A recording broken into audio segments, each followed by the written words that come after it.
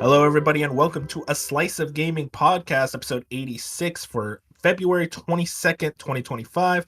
I'm your host, the Uncharted Wolf, and I am joined today by two very special guests. First off, Bop.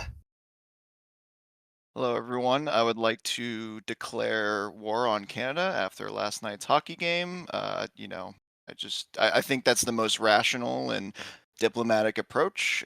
They're dead to me, and I don't even want them to be a 51st state. They can just wither away. And welcoming our Canadian guest. No, I'm kidding. Imagine that. Jack on. Yeah, really. And also welcoming our another guest is Beef Hammer. How you doing, Beef? See, Bob can't complain because I'm pissed about the NBA's All-Star game, so I'm coming over to hockey, so we can talk. He has That's that true. to deal with now. Hey, no matter how pissed you are about the All-Star game, like you are not having a worse month than me. You know what? You're right. I keep forgetting. I'm sorry, any Texans who are listening. I'm so sorry. Oh, Sorry, no. Dallas citizens, okay? Those Okay, fucking yeah. Houstonites, those freaks Oh, no, over there. They're Wemby happy. is out. Yeah, Wemby's Wemby. gonna Yeah, be for out. San Antonio. Yeah, it's literally only Houston. Well, Houston's kind of having a bad. They had a bad stretch before the All-Star break. So Of course, my we- least favorite team. I hate Houston. This is a gaming podcast. We can't. Oh yeah, of course. We don't have a lot of news to go over today, but we have both been playing, or all of us have been playing, two very special games that recently. One that came out, and one had a big network test that I'm very excited to talk about. But before we even get into that, shout outs to Xbox for sending us a slice of gaming, a code for Avowed for review. Pretty insane moment. I mean, we had the NIS America. They sent us a code for Trails Through Daybreak 2, and that was a big moment. But now we're getting codes from Xbox. It's all thanks to the support that you guys are all giving us over on the YouTube, Spotify, every single podcast platform we're on. That type of support really helps us. We're growing slowly but surely, and I think we can get this thing rolling, especially this year. Hell yeah. If you want to find us on other platforms, we're on Twitter at A Slice of Gaming, and we're also on Blue Sky at A Slice of Gaming. And also, like the podcast, again, more support it's the reason we're getting these codes.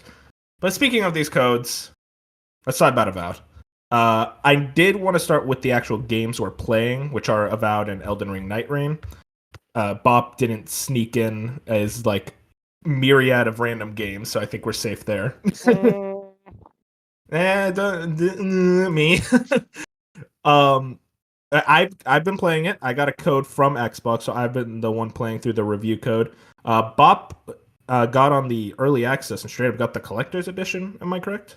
yes, thank you, Xbox, for allowing me to purchase the collector's edition that came with a beautiful steelbook, cloth map, and in-game items, and early access.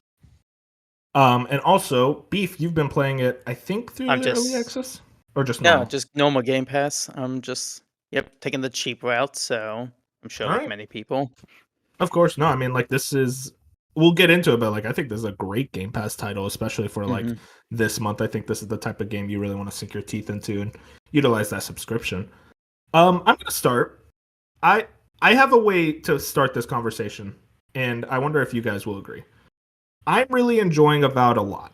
A lot. I'm not enjoying it in the way that I expected to be enjoying it. And the way I kind of point that out is I expected to go in and go, the combat's going to be rough. It's going to be that Obsidian jank. But the story and the dialogue and the choice and consequence is going to be really strong. That reactivity to the world and my actions, it's going to feel like a very CRPG-like in a weird way. I'm actually experiencing the exact opposite, where the combat is fucking awesome. I absolutely love the combat system in this game. There's so many tools, and we're obviously going to delve right into that. But the thing that I'm actually kind of taking away from this game is, the dialogue and the choice and consequence, that's kind of lacking for me. I've not really been hooked by the story yet. Now, granted, this could change. I just finished the first zone. But I'm hoping that part of things starts to get better. But even like kind of early on, it feels like I'm not allowed the choice to do quests in a different way or different manner. And if it is, it's like very slight differentiations or variations. And one thing that really annoys me, just this is a personal thing, but I really hate how like you just cannot attack NPCs at all. Like they do not react. They are effectively stone statues. But that's kind of like my starting thesis of like, this is a great game, but not in the way that I expected to be enjoying it. And I'm curious how you guys feel about that.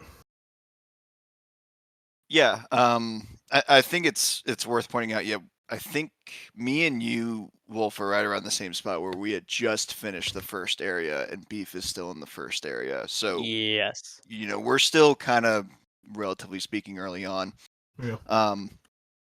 But for me, I think, yeah, I think I'm right there with you. I really, really love this game so far. I find it, um, like I keep wanting to play it. I keep thinking about it when I'm not playing it. But you're right. Mm-hmm. It's very similar in the sense that I came into it loving the Outer Worlds. The Outer Worlds is, I believe, a top 10 all-time game for me. Oh, wow. And like my favorite part about that game is the story and the choice and consequences. And honestly, the combat was not really one of them. It was like Yeah. fun, but especially the melee. The melee weapons were the worst part about the Outer Worlds, Dude, it which is was so funny. devastating. And so now going into this, it's interesting because yeah, the combat is so much fun. I love getting into fights, but yeah, the story and the reactivity and the choice of consequences is not where I thought it would be. That being said, when I did finish the first area, the first major like choice you did, I was like, okay, I feel okay about that. And then a character gets introduced and I'm like, oh no, okay, all right, I can see where this is starting to go. And then I finish that whole thing and I'm on my way to the second area, and there was a moment that literally made me scream out loud, oh my god, because it had such a like impact on me. I was not expecting it. So it's like, okay, that gives me a little bit of hope going into the next areas. That's like, this is more of a slower burn. Of course, I'm not as familiar with the Pillars lore as I'd want to be because I just could not get through those games. I am so sorry, Obsidian, but CRPGs are just not my thing. But Mm-hmm. yeah. But and then as far as like the other story element, it's like, okay, I kind of see where they're going, but it's not as quick as the Outer Worlds. I think kind of clicked for me. But that being said, the combat and the exploration. I mean, I'm sorry, Oh, yeah. Starfield, but Oh, dude, this eats this Starfield is lunch. this is the game that made me realize, oh yeah, it turns out handcrafted worlds will always be the answer, because every single time you explore a new area and you're like, huh, that looks interesting. Can I get over there? Oh, I can. Oh, they expected me to get over here and now they're rewarding me for it. And it's that kind of gameplay loop that will get me to uncover every single part of the map and keep exploring and keep finding new things. So yeah, so far I definitely am in the same camp where I really love this game and I'm glad it's holding up to my expectations. Just it's even more so surprising that it's not the expectations I had going in. Yeah, before Beef actually takes over, it's Yeah, go ahead. interesting what you were talking about, Bob, of oh, it's so like we're both talking about the same thing of like it's so good in the exploration and the combat and the ways that we weren't expecting. And I think there was a recent interview with Jason Schreier, and I think Kerry Patel, who is the game director of this game, mentioned this on Defining Duke as well. But there were some really interesting things that Jason Schreier kind of poked out at this article. Development began in 2018 before Obsidian was purchased. Initial plan was for the game to be, quote, a cross between Destiny and Skyrim that allowed players to adventure together in a massive fantasy world. Development was floundering when the first reveal trailer released. They had to cut the multiplayer, replace the project's leadership, and then rebooted the game. Originally open world, changed to open zone instead. And the way I kind of read that is they really focused on the combat and that like kind of exploration based world because this was originally going to be a multiplayer project. That was going to be the thing that, let's be honest, guys, when we play Destiny or like most multiplayer games, you're not paying attention to the story. You're talking with your friends, you're laughing. And it's like, that's not something that I think a lot of people go to multiplayer games for. They're there for the gameplay and the fun aspect. And that's why I think maybe they took a lot of those scraps from that gameplay, from that original multiplayer vision for Avowed, and said, okay, let's kind of take this and like really expand on the gameplay and kind of try to fit a story around like what we have initially, which I mean, for a restoration project, for lack of a better word, they did a very, very good job to the point where it's like almost unnoticeable at times. Unless you go into a town and you start seeing like everyone kind of standing around like MMO NPCs, it's like, okay, I can kind of see where this was originally a multiplayer game.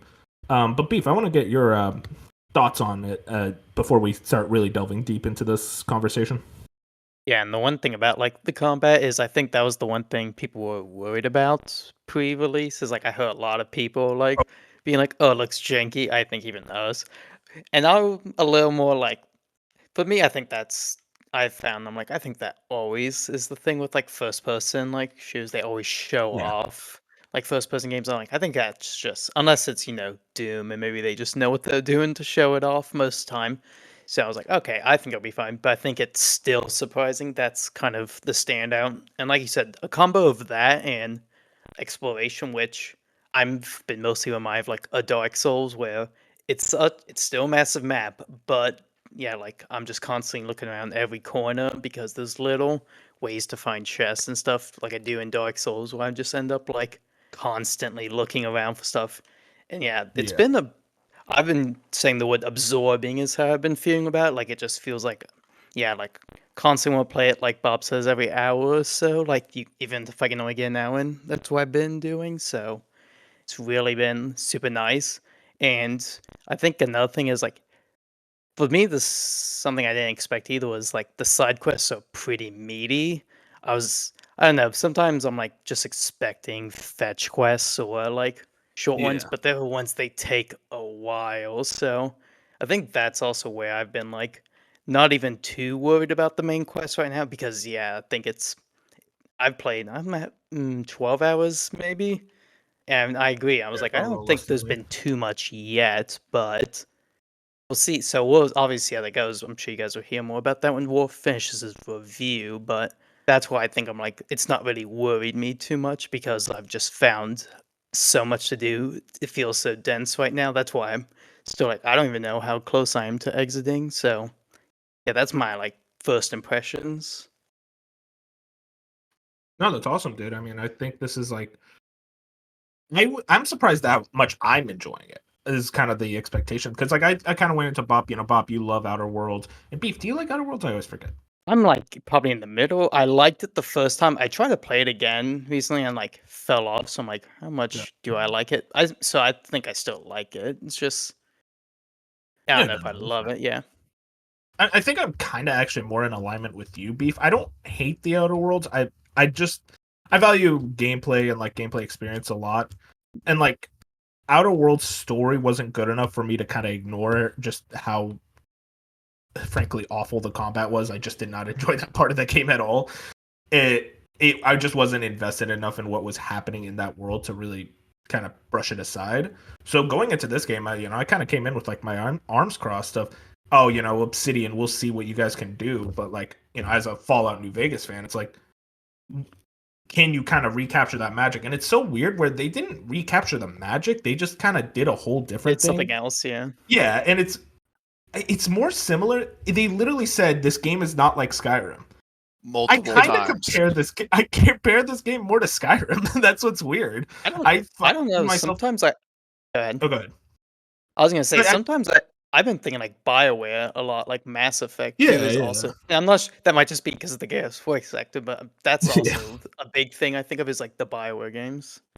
Because it's interesting. Because it's like whenever I play like a lot of like Outer Worlds, it's like I just wanted to get past the like areas as quickly as possible so I could get to the town and try to get some dialogue.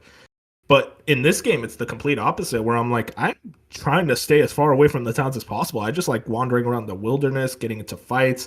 I love doing these bounties before I even got to the bounty board. So I just go to the guy and it's just like, yeah, I have like 6 bounties.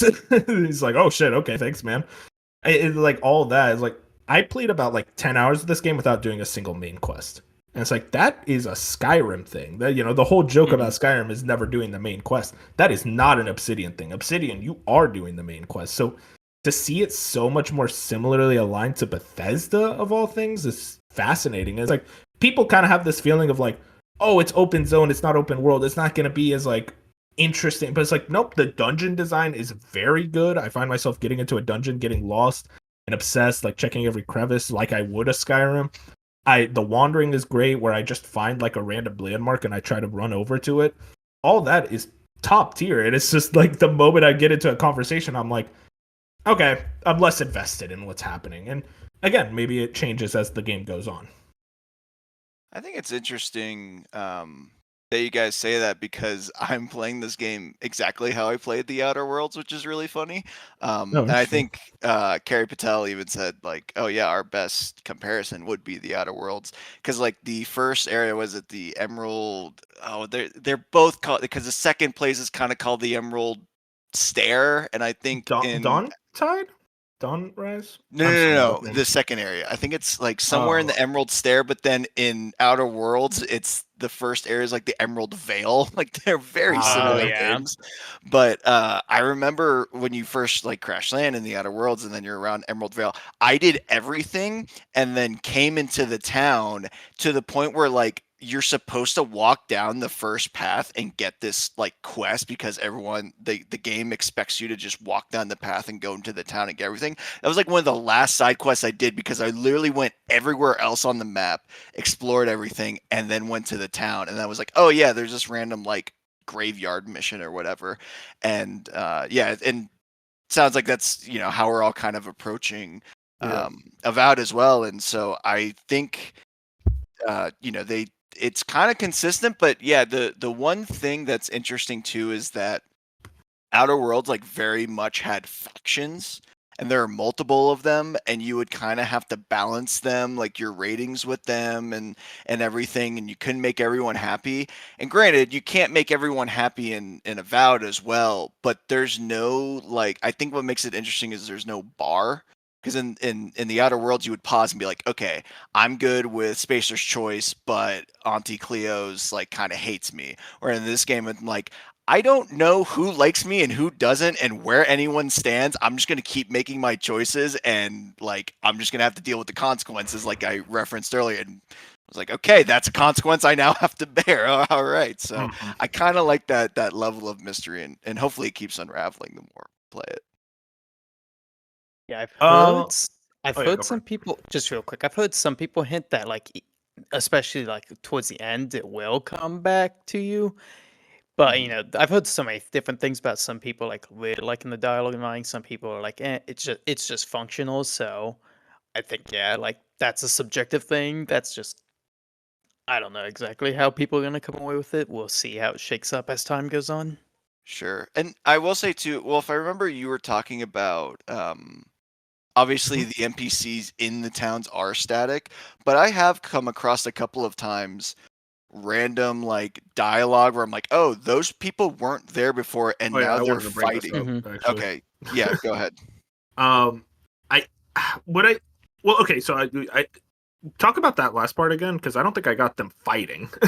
Yeah, there's been multiple times where I've come across a conversation, not necessarily fighting, but like there was either a Oh, okay, gotcha. disagreement or a very spirited like conversation, and I'll click because a lot of it is yeah, you'll go up to someone, they'll say one line, and then it's like whatever, right? But then other times there have been moments where I have initiate a conversation and it's like the cutscene starts and it's you actually have dialogue trees. It doesn't really amount to anything, but it does feel more interactive. And even on side quests, like I'll talk to random people on the side quest and they gave me a quest item and I had to go do something with the quest item after I was done with what I was originally supposed to do. I'm like, okay, there is like a level of interactivity beyond just the quest. Maybe not as Hmm. much as other like hardcore RPGs, but it's not like completely static. And there's at least something there for us.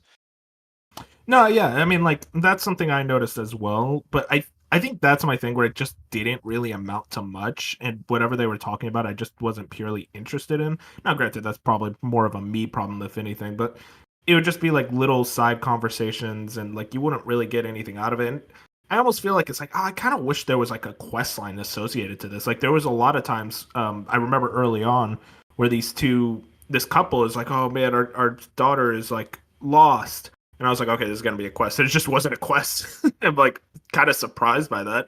And I wonder maybe that comes into play later and it's gonna be a really cool turnaround moment. Again, this is impressions after like the first biome, but I just wish there was a bit more done with those random side conversations. Yeah, I think I really hope at the end of the game there's kind of like a Detroit Become Human flowchart where these Yeah. choices actually influenced, like, because it seems like every time I'm doing something either for the Adirians or for the Paradisans or for the the we'll just call it the Crystal Adra. And I really hope they're like, hey, don't worry, that random thing you think didn't matter actually did play a tiny bit into your overall like end game ending, like because of the choices you make. And if it doesn't, it's like, okay, yeah, that does kind of feel hollow. So I'm really hoping that they are accounting for these little interactions. Yeah, 100%. To switch gears, I wanted to talk about the visuals of this game. Wow, this art style is beautiful. I love how luscious and like green the greens are, for lack of a better word. This game, when I was okay, so this is really funny. I was recording footage of this game, but the way I was like recording it, I wasn't able to like kind of get HDR on my TV, and just the switch from no HDR to HDR was like jarring. Of like, oh god, this game is way more bland without HDR. But the HDR like really makes these colors pop out in such a beautiful way, a way that I kind of did. Again, I don't expect that from an Obsidian game, and that's kind of my like thesis of this game. It's like this is a great Obsidian game in the ways that Obsidian usually aren't great at, which is the visuals, which is the combat, and it's fascinating looking at them in that way of like, oh, you guys kind of are like, I don't want to say jack of all trades studio because that means they excel at nothing, but you guys are able to do so many different things within the same studio. And that's why I'm a little surprised when it comes to a lot of the negative reviews of Avowed. I actually, right now, I'm at an 8 out of 10 when it comes to this game. But the way that a lot of people talk about this game is so funny because they're like, this is a bad game or a disappointing. And it's like, the way I looked at it, and here's the thing, guys. I'm going to be real. I'm not a story person at all in games. Like, this is just not what I play games for. It is a funny thing of like, oh, the story is boring, but the combat is really good. And it's like, okay, well, is it really that disappointing then? It's like, I get you go to Obsidian games for the story, but like, the way I looked at it is of, oh, the dialogue and story isn't the best, but it's like, oh, the combat's fun, so this is still a great game. I don't know how you guys feel about that specific aspect. Yeah, go ahead, Beef. I was gonna say, I can't even say like I'm disappointed with the story and the dialogue. It's like, I guess I don't know. I'm also terrible at being like that. Thank God I'm not reviewing because I'm terrible at like, Yeah. it's bad writing. I'm like, what does that mean? What the heck do you mean? It's like that seems so like catch all. Like I don't even know. So I was like, Yeah. because yeah, for me it's like it's really worked. I have collected so much of the lore pieces that I'm telling myself I'm gonna read them because I kind of want to. This is the only way like Bob. This is how I'm gonna have to learn about Pillars of Eternity's world. But yeah, like because to me it still is work. Like I'm still like focusing in on every conversation and like which I'm also like Wolf. I don't always pay attention to the story. Admittedly, I can always like have a video or a podcast on. But now I'm like, nah. That It's trust me, done Beef. enough to Whenever like.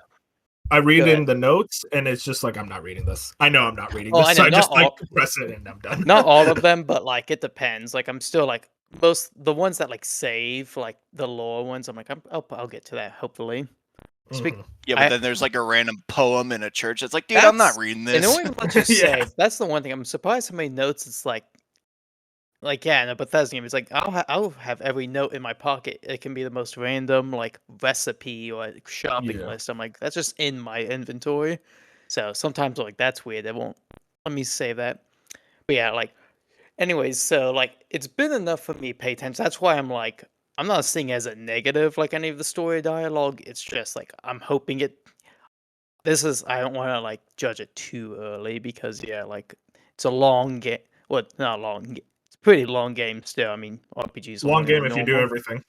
Apparently, yeah. Like we say, small in scope. I still heard like Dan Micah, I think, said like yesterday, and like doing like I think it was on like Blue Sky. So he's like, "Oh yeah, beat at 50 hours." I'm like, Yeah. "So you still can like get a full long like RPG? It's not like oh you're gonna do everything or like most stuff and be done 20. No, it's still like you can go the full 40, 50 hours. So yeah, so that's basic.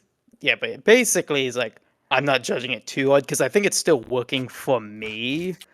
And yeah, I know, like we said, we think of the Obsidian game. It kind of makes sense now that I think about it. I'm like, Outer Worlds 2 is also come out this year, so it's not the same team. And like, yeah, this is Kari Patel, I think it's pronounced, her Yes. first game. So I'm like, actually, it kind of does make sense, like in the ways this is different and like not exactly a reskinned Outer Worlds. So, and I kind of am happy about that because, yeah, like again, Outer Worlds isn't my favorite, even though I'm still looking forward to 2. And like, I don't I'm kind of would prefer, yeah, them to be a little different flavors.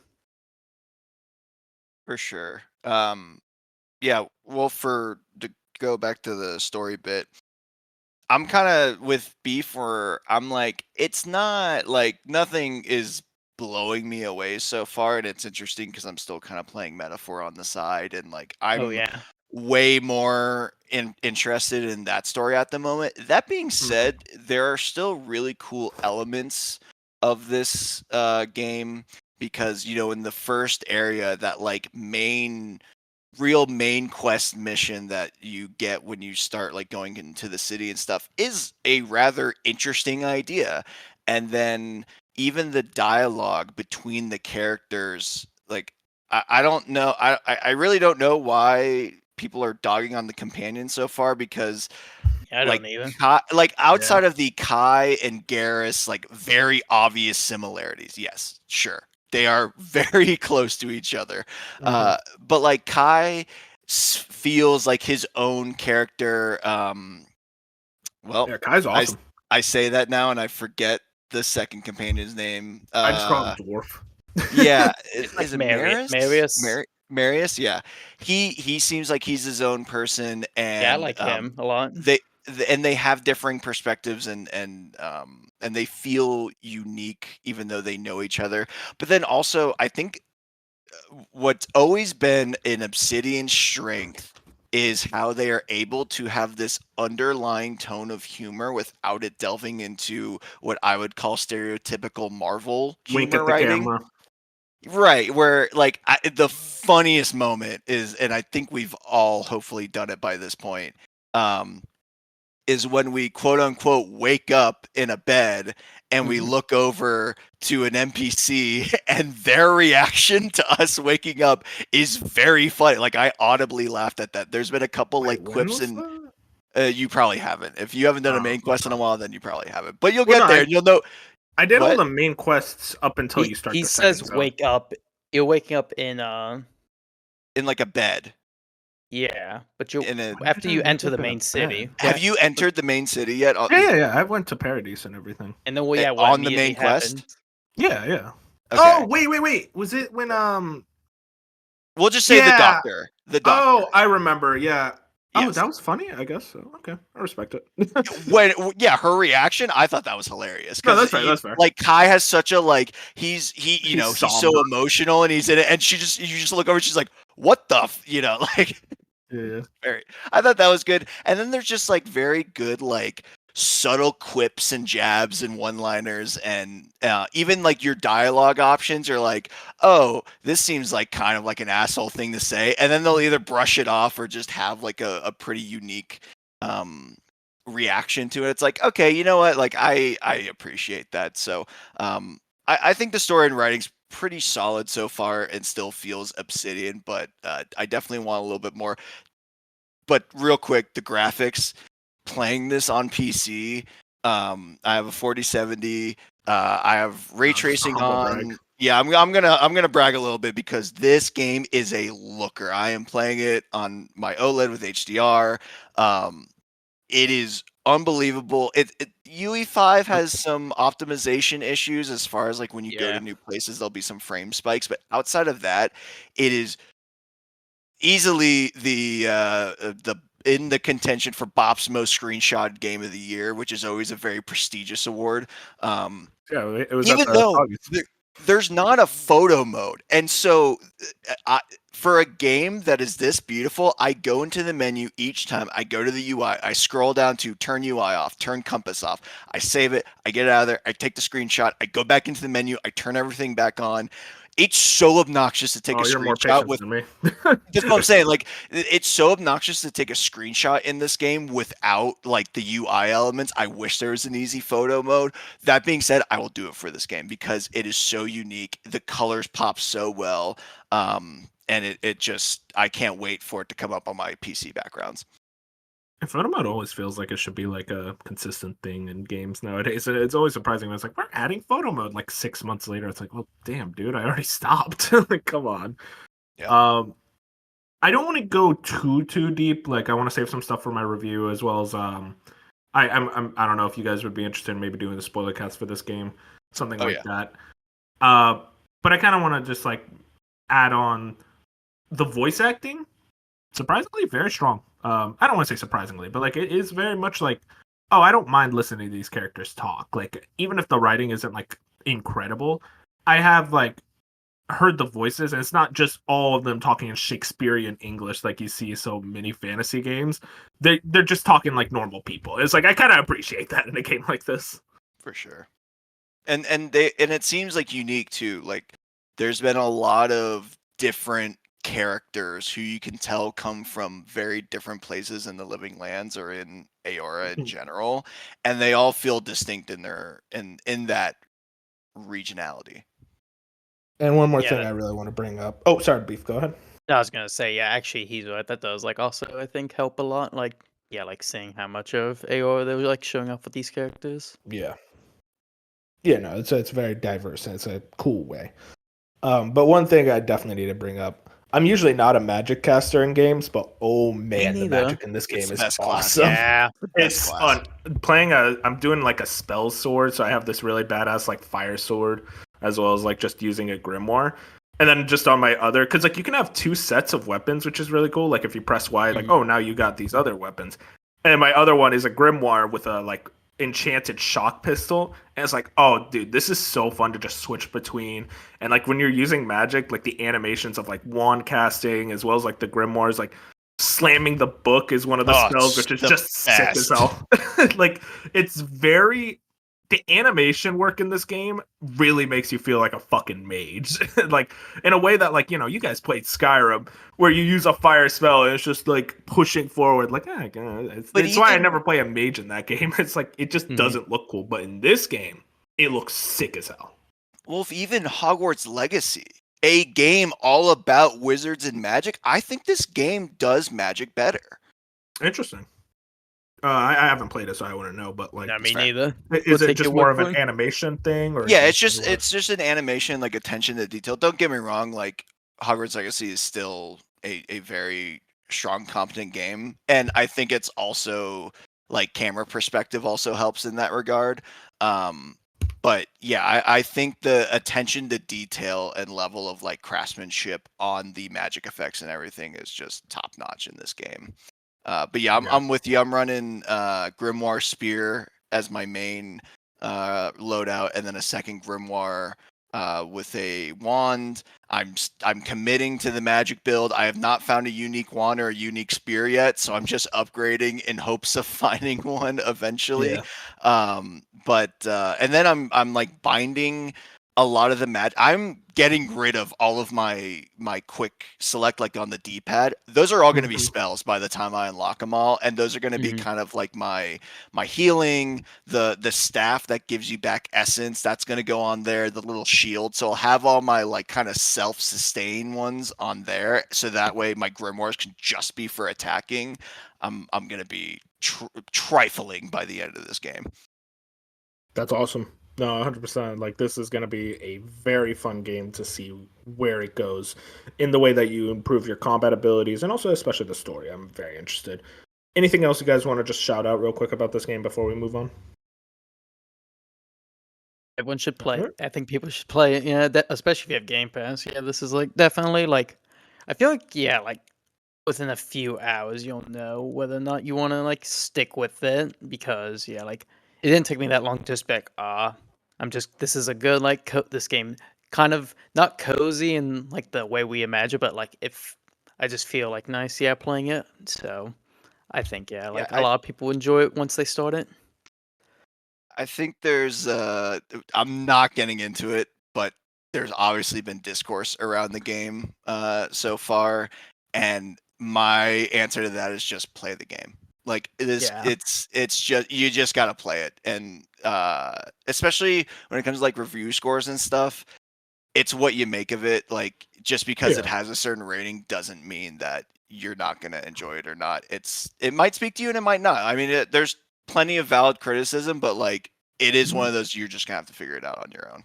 Yeah, I feel like the criticism or like not the reviews in general, like show me like I think there's like a lot of people like there's people it's not clicking with, but like the people who are liking it. There's a lot of people like maybe it's most of the people I listen to, but they're like they really like it. So it's not like everyone's like, oh, it's pretty good. There's some people like, no, that stuff doesn't matter. This is awesome. I'll say this: a lot of the people I've seen really love it are Jeff Grubb, Dan Reichert, Mike Minotti, a lot of the people over at Giant Bomb. A lot of the people I see, Jason Schreier. I'm not as familiar with his like tasting games, so it's a tougher one for me. Mm-hmm. Oh yeah, he had like a whole article on it though.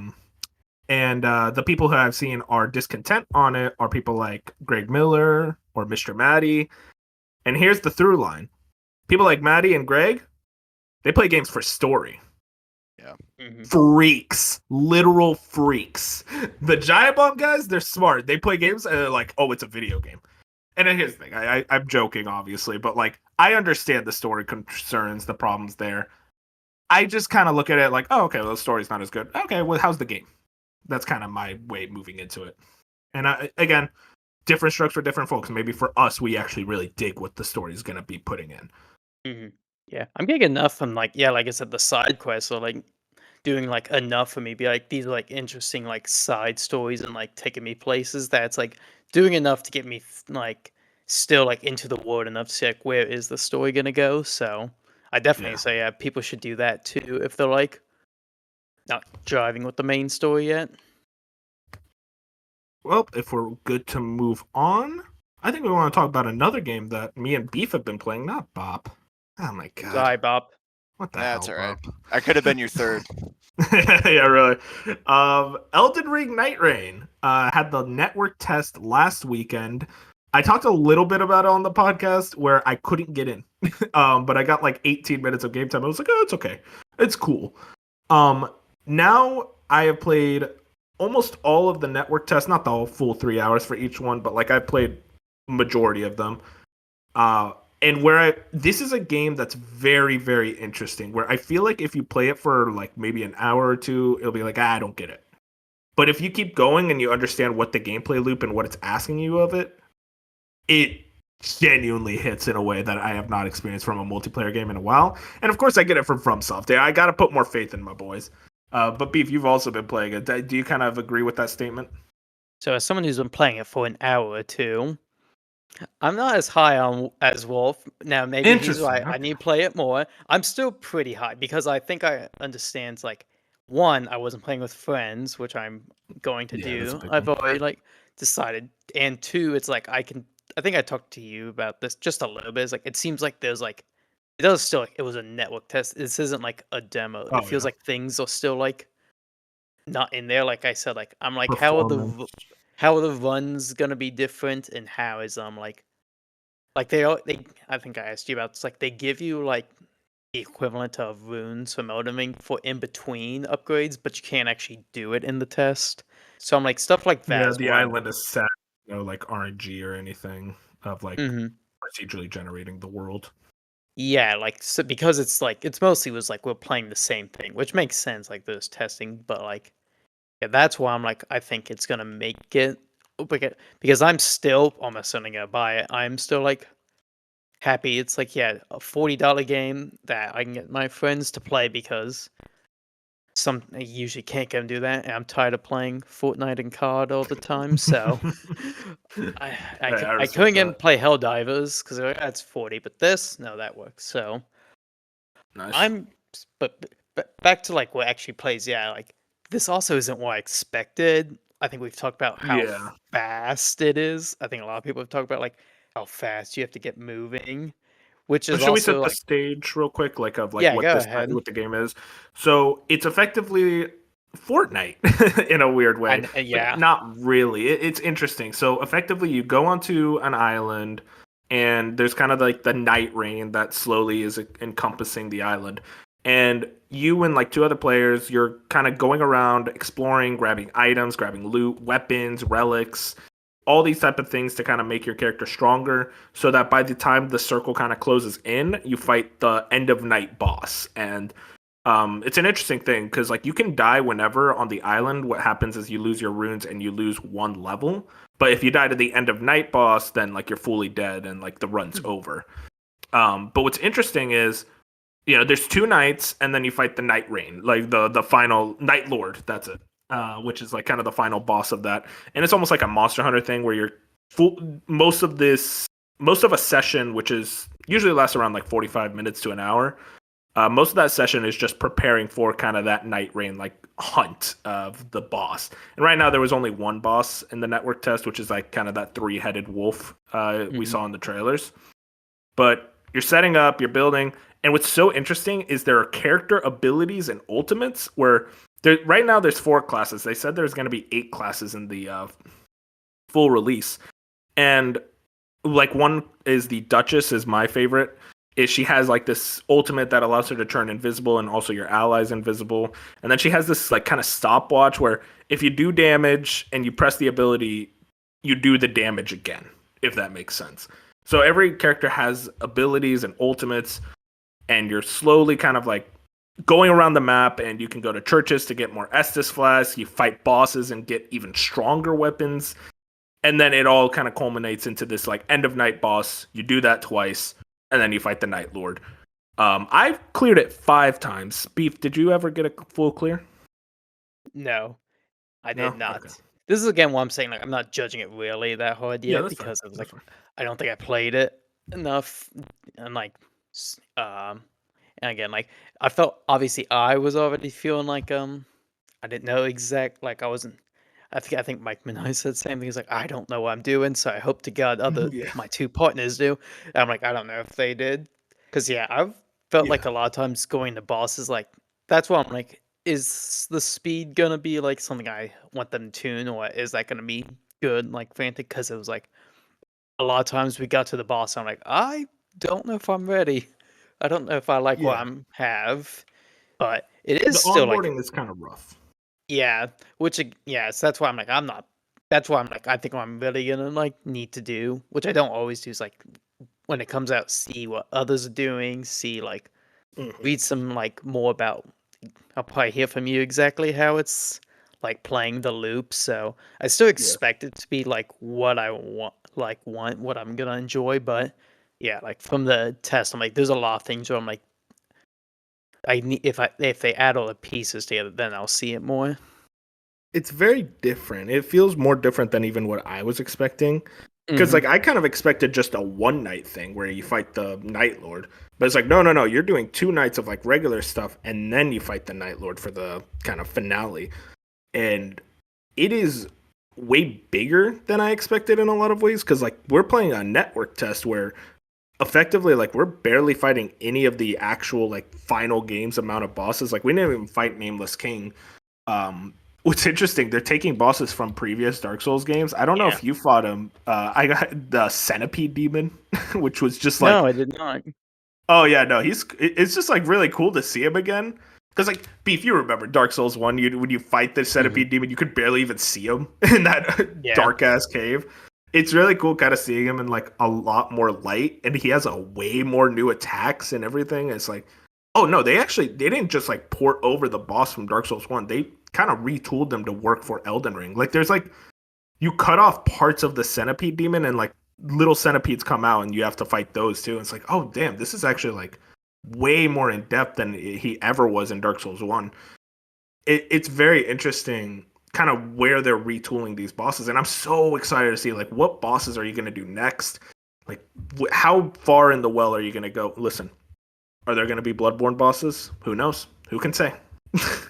But like that type of thing gets me excited, and especially the biome diversity. There should be a lot more. And it's like it is really cool that we're playing kind of the bad version of this game, and it tells me it's Yeah. like even the bad version, I'm having a blast, and like I'm very interested to see what your thoughts are on final release, if like a lot of those like kind of kinks get worked out, because I do think the onboarding experience of this game is really rough, in a way that's like it would probably be a lot less rough if you had some friends kind of like you're all lost, which the network test had a lot of problems when it came to like passwords and shit. By the final couple of days they figured it out, and at the end of the day it's a network test. They're doing this as a test. Like we got to play this for free, and they were just like, we want to know if people are going to be able to play this game reliably. Yeah, because it seemed like it was better towards the end. Yeah, like I don't know exactly how people would feel, but it's like, yeah, you're thrown in, and there's like barely any time to like really learn. Because yeah, like especially the first few times, I was like, I knew we had the ultimates. I was like, how do I use this thing? So I'm effectively just playing like a I was so normal confused. Elden Ring game. And I'm like, So yeah, I'm still looking forward to it, most because it's like I said, I need a new multiplayer game to play, so I'm gonna be like gonna probably be into it. I know there's also like questions about like how I'm sure they'll be updating it, and I think they've always said they're gonna add more like to it. It's like how like feels long term, like how they keep it updated. But at the end of the day, I still think like it's gonna be only $40. There's obviously Elden Ring and the Dark Souls. There's plenty there already, like to make a multiplayer kind of roguelike. So I think you I'll see still this? have enough. Sorry, just real quick. Do you see this kind of being like a live service type deal, or is this like we was update it for 2 years and we're done? I was assuming that, but now I'm like looking back. I'm like, did they call? I don't know if they did like say like that was their I don't plan, think they've or if ever we just said assumed. I know there's DLC supposedly set for it by the end of this year. That was kind of like a leak. So I almost kind of expect like an update and expansion model where it's like, oh, Elden Ring, Nightreign, Shadow of the Erdtree edition or something like that. And it's like, oh, this is $20 and it adds new hunts, new bosses, Like new areas, that type of thing. I could see it, yeah, like in the Monster Hunter way, where it's like an Iceborne. People play it a lot and like there's expansions and there's a lot to keep doing, but it's not like every week there's something there. I could see, like in that way, I could see it. Yeah, because I just don't expect them to kind of support this like a Fortnite where it's like every month there's an update. It's just I don't think FromSoft has the bandwidth or even desire to do that. I think they're kind of making this as a fun project on the side. And you don't want that either? Oh, 100% no. No, man. We saw what happened with like Suicide Squad and shit. It's like, no. Just whenever I saw this like first announced, I was very skeptical, but like going into it after all the time I spent, I'm like, yeah, I'm fully sold. I'm gonna be there day one. I cannot wait. I want to move into. I think that's everything for what we've been playing, actually. So it's interesting, kind of doing it from there. Let's move into the actual news of this week. Now, this was a weird week. Not a lot of news coming out, but like really interesting, kind of like required readings. I would say a lot of like very long articles on like big things that were happening in the industry, but nothing that like I feel like we can like specifically say like this was a big event. One that very much applies to me and Bob, though, is the Pokemon Presents has been announced for February 27th at 6 a.m. PST. But we're waking up early in the morning for this one. I mean, this isn't surprising at all. They've done one every Pokemon day. I guess I'll ask you just right off the top, Bob, what are we expecting out of this bad boy? Oh man, let's see. Pokemon Sleep, Pokemon Cafe, Pokemon Smile, Masters EX. They're gonna announce the sale of Pokemon Go to the Saudi Arabia company. Hey, not yet. Okay. No, I mean, yes, those things are probably gonna be there. It's gonna make up most of the presentation. Yeah, it's always like 30 minutes where it's like there's maybe 7 minutes of things I say we that I feel like most 90% of people are there for. Right. Yeah. I mean, hey, shout out to the people who still play like Pokken or what's the MOBA? Unite, yeah. Yeah. Shout out to those people, man. That's crazy. People still play Pokken? I don't know. They stopped updating that a long time ago. I have no idea. Dude, if they do a Pokken update at this thing, just call us fucking prophets, okay? Yeah. I really wanted to get into that Trainers EX game. And Yeah, then same. It was just like kind of boring. and then TCG kind of took over because I will admit I still play Pocket TCG every single day. So I really hope we get maybe like a sneak peek at some of the like booster packs coming down the road. Hopefully a Hoenn booster set, because that would You really Hoenn make me fans, happy. you got a remake and everything, man. Us Sinnoh fans got a shitty remake. You literally got the expansion pack this last time around. It's only Gen 1, a little bit Yeah. of Gen 2, and Gen 4. They skipped Gen 3. Well, okay, but like I don't care about that. I know. I'm not- But no, I know what you mean. It's like it feels like Sinnoh got a lot of like representation the last few years. yeah. It almost feels But like it's time for Johto, honestly. I feel like there hasn't been that much Johto stuff. Not in TCG Pocket, but just in general. yeah, I mean that's okay. We don't have to keep forcing that one either. We get enough Gen 1 as it is. No, okay, listen. I love Gen 2. Heart Gold Soul Silver is still my favorite like overall Pokemon game, but like the Gen 2 people are just as annoying as Gen 1. It's just No, Gen you're 1 right. is the biggest population. They're the same. The Venn diagram is a circle. There's just not as many people. They're not cool like us Unovan boys, eh? Sure. Oh, But whoa, yeah, wait. Sure. You're a Unova boy, right? Come on. I mean, yeah, I rock with Unova, but it's not. Okay, you don't fuck with it though. Yeah, correct. Yeah, That's the insane. terminology is very important. Anyway, going back to the Pokemon Take Presents. Honestly, as long as we get like a deep dive, not even a deep dive, but you know, like a 5-minute, 3 to 5 minute trailer on Pokemon ZA, Pokemon see Legends gameplay. ZA. Yeah, see gameplay, see what we're doing, see what the gameplay hook is this time. I mean, I'm still gonna play it, but I'd like to see it first. You know, that's really all I'm hoping for. I at this point I refuse to believe that like I refuse to believe two things. One, that another remake, like a Gen 5 remake, let's say, is coming, and two, that they're gonna port like the older games, you know, like the original version of the older games to the Switch. I'm in that camp where it's like until it actually happens, I'm sick and tired of expecting it and not getting anything. Yeah, just like bring it to me when it comes. Yeah, like I mean, yeah. Before we even get into that, because I want to deep dive into those subjects later, but like right now, when it comes to Legend ZA, I think like the expectations around this game are very interesting. This is the first Pokemon game in about 3 years, 2 years if you count the DLC for Scarlet and Violet, but like very much like full package. This is going to be 3 years from Scarlet and Violet. Do you think that we're going to look at this trailer and go, or, I think that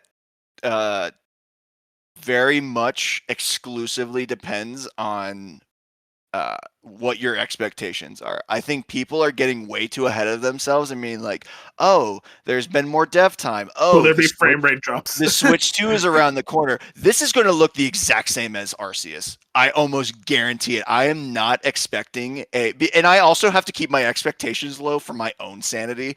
Of course.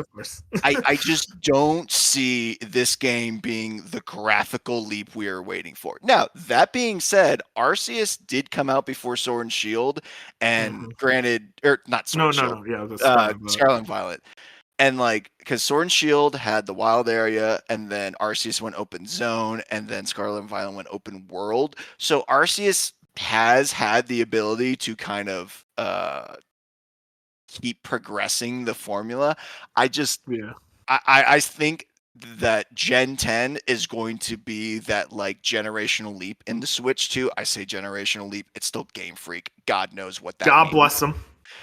Yeah, but I want to keep my expectations low for ZA because we know this was mostly developed for the Switch, and like if it's on Switch 2 and it runs a little bit better, great. I'm not expected to be wowed, and I wouldn't be surprised if some people are disappointed by it. Do you think this game will be running on Switch 2? Like a Digital Foundry checks the footage and it's like, this is not running on the original Switch hardware. This is definitely Switch 2? Or this is just a Switch 1 game pure? Because like the expectation is this is a Switch 1 game and not really going to have even a Switch 2 version, but it's going to be like you can put it in a Switch 2 and there's some slight advantages. Right. Yeah, that's a good question. I think yeah. I think I don't really know. Like, again, the smart person in me says, yeah, of course they're going to put it on Switch 2 so it looks a little bit better. But it's Game Freak, so who Yep. knows what they're going to do? I think, honestly, too, there's a good chance that they delayed this for polish, but they're also not going to go back and redo like the footage for the trailer they probably made a year ago and had to like sit on. So I'm going to say Switch 1 footage. No, that's fair. I do question very much like what is the extent of like Pokemon's involvement with the Switch 2? Because like you remember with like the DS, the 3DS came out in 2011, and we still got Black and White 2 only on DS. It kind of tells me, and it's like the same thing happened with the Switch, where it's like Ultra Sun and Moon came out the same year as the Switch on 3DS.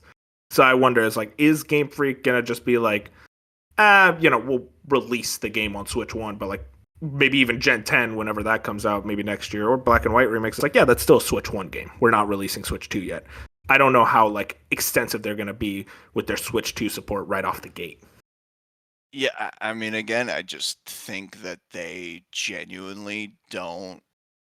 They're just not a technological savvy company, and It's there's 100 no employees. right. They like God, this just brings me back to the rant of just like what are they doing? But I don't understand how they are the biggest entertainment franchise in the world, but their video game department's like, no, we're gonna act like a small indie team. Like, guys,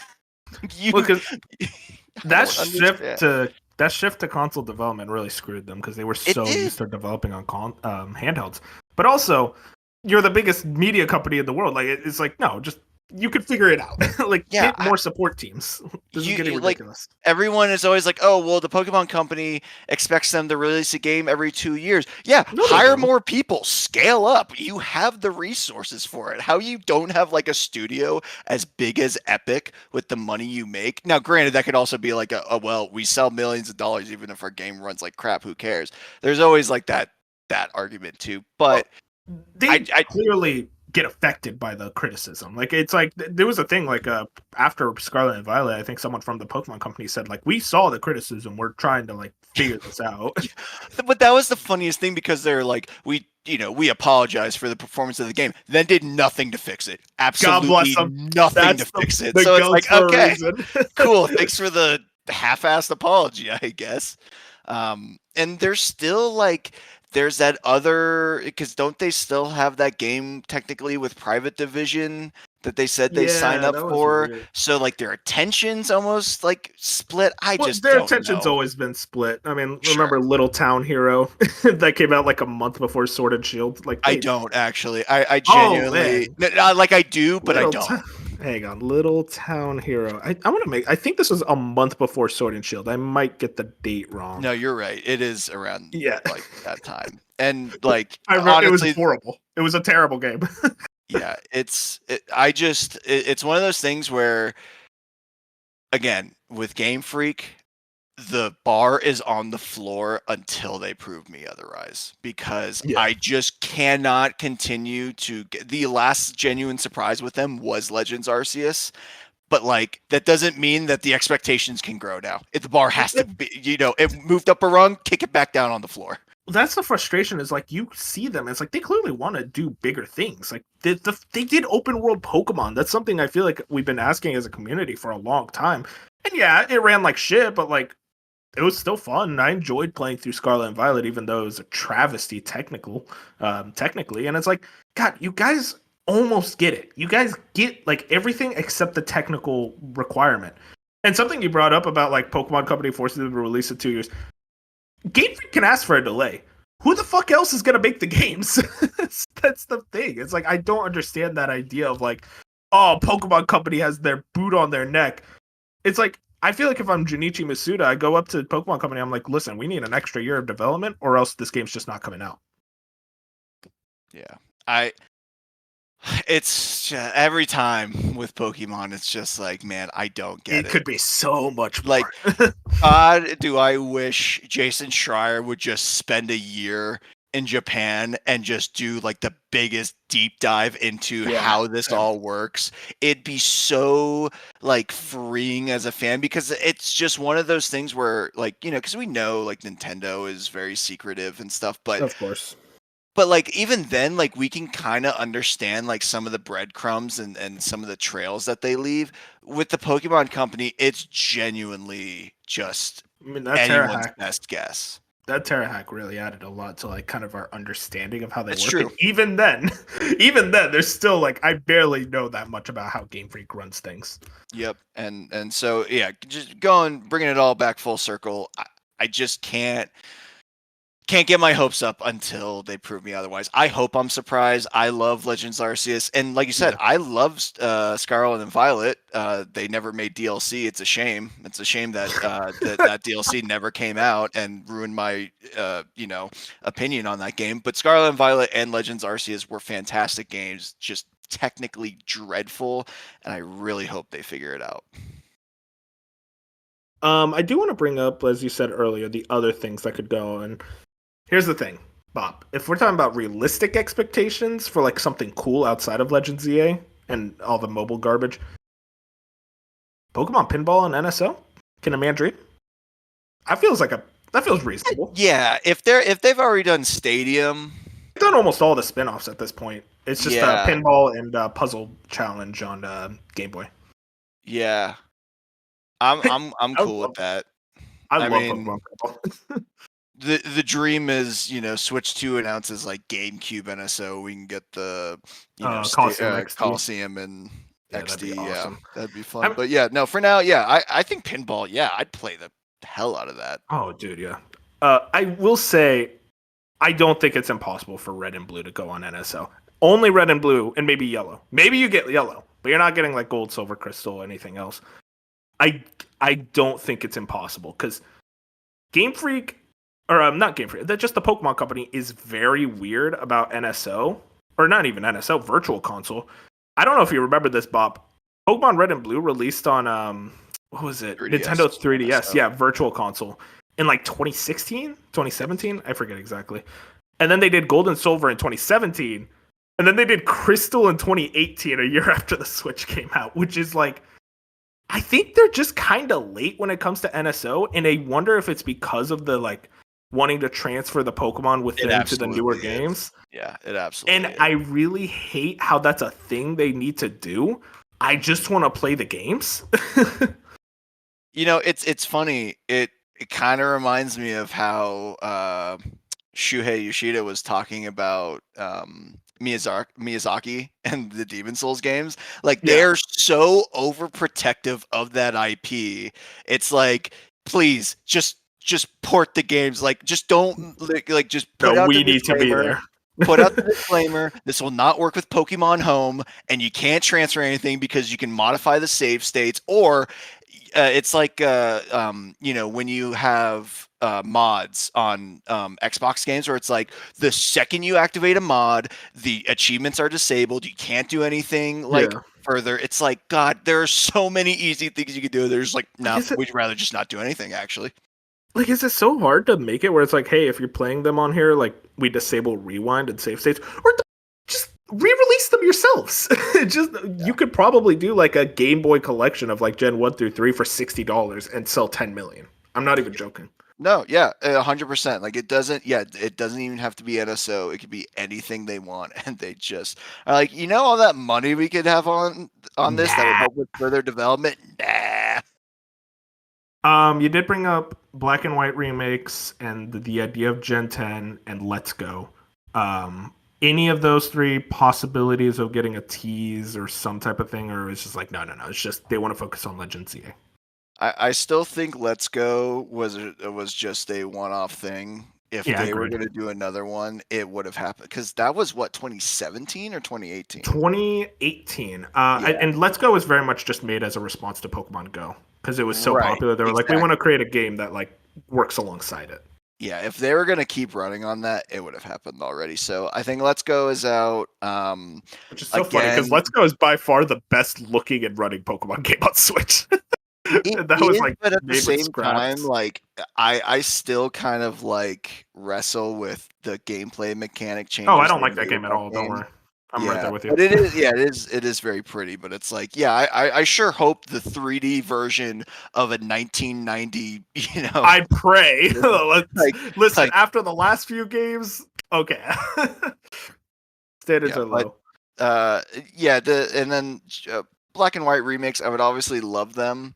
I don't expect them, and I just am also scared of what they would be because, as I've been on record saying, Fire Red, Leaf Green, great remakes. Heart Gold, Soul Silver, the pinnacle of any Pokemon game, on top of being the best remakes. And then Omega Ruby, Alpha Sapphire, they had the blueprint. And they said, "Nah, we're not going to follow that anymore." And then it went into a complete nosedive with Brilliant Diamond and Shining Pearl. So My generation is the one that gets fucked. I genuinely have no, like, I am almost scared if they do a Gen 5 remake, what it's going to look like at this point, because The dream is HD 2D, but that's not happening. sure, yeah, I could dream for $1 million, Wolf. That doesn't mean anything. But imagine, dude, it'd be so good. Yeah, imagine if I won the lottery. That'd be sick. Yeah, no, I just don't. I don't see it. Like, the trajectory of the remakes right now are just in such a bad spot. I'm almost scared, and I don't expect it anyway. And then for Gen 10, I think we could see like a logo. I could see Yeah, them putting maybe out some little like starters. logo, yeah, or some splash screen or something. But I don't think we're gonna get like a major tease or anything like that. One very last thing to bring up. I do think it's around the time for this side spin-off series to come back. I could very much see a mystery dungeon being revealed here. I mean, I would love for them to put out like a mystery dungeon collection from the DS 3DS era. It doesn't even have to be a new one, like, because I think a lot of people, I know, what is it? It's Explorers of the Sky, I think. Yeah, It's the Explorers of the Sky is the 3DS, one everyone likes. something Sky. That one is the most beloved mystery dungeon game, and I feel like I say that because it was on the 3DS, like it's the Wii U or something. But I know a lot of people who never got that far into the mystery dungeon games to get to that one, and it would be cool. Oh, Explorers of the Sky was DS. Was it really? Yeah, Gates to Infinity and Super Mystery Dungeon with 3DS. Okay, I stand corrected. I knew that off the top of my head. I'm a fucking. What is wrong with me? Why do I know this? So yeah, I think putting out, like, a collection. I mean, there's been a million collections on Switch already. That would be such an easy, and hey Pokemon Company, it has nothing to do with Pokemon Home or the transferring or anything. Just But put like, out the wouldn't it be collection. cool? Stop Wouldn't it being be weird. cool? Stop being weird and just put out the collection. Well, Bob, I think we talked enough about Pokemon. Beef, you can wake up now. I'm sorry to have you sit through that. A lot of Pokemon talk. I'm excited for it. Next Thursday, it seems to be. So, okay, about a week away. Let's move into Microsoft introducing, or Xbox introducing Muse. Wario 64 had this. Our first generative AI model designed for gameplay ideation. Now, there's a lot of stuff here.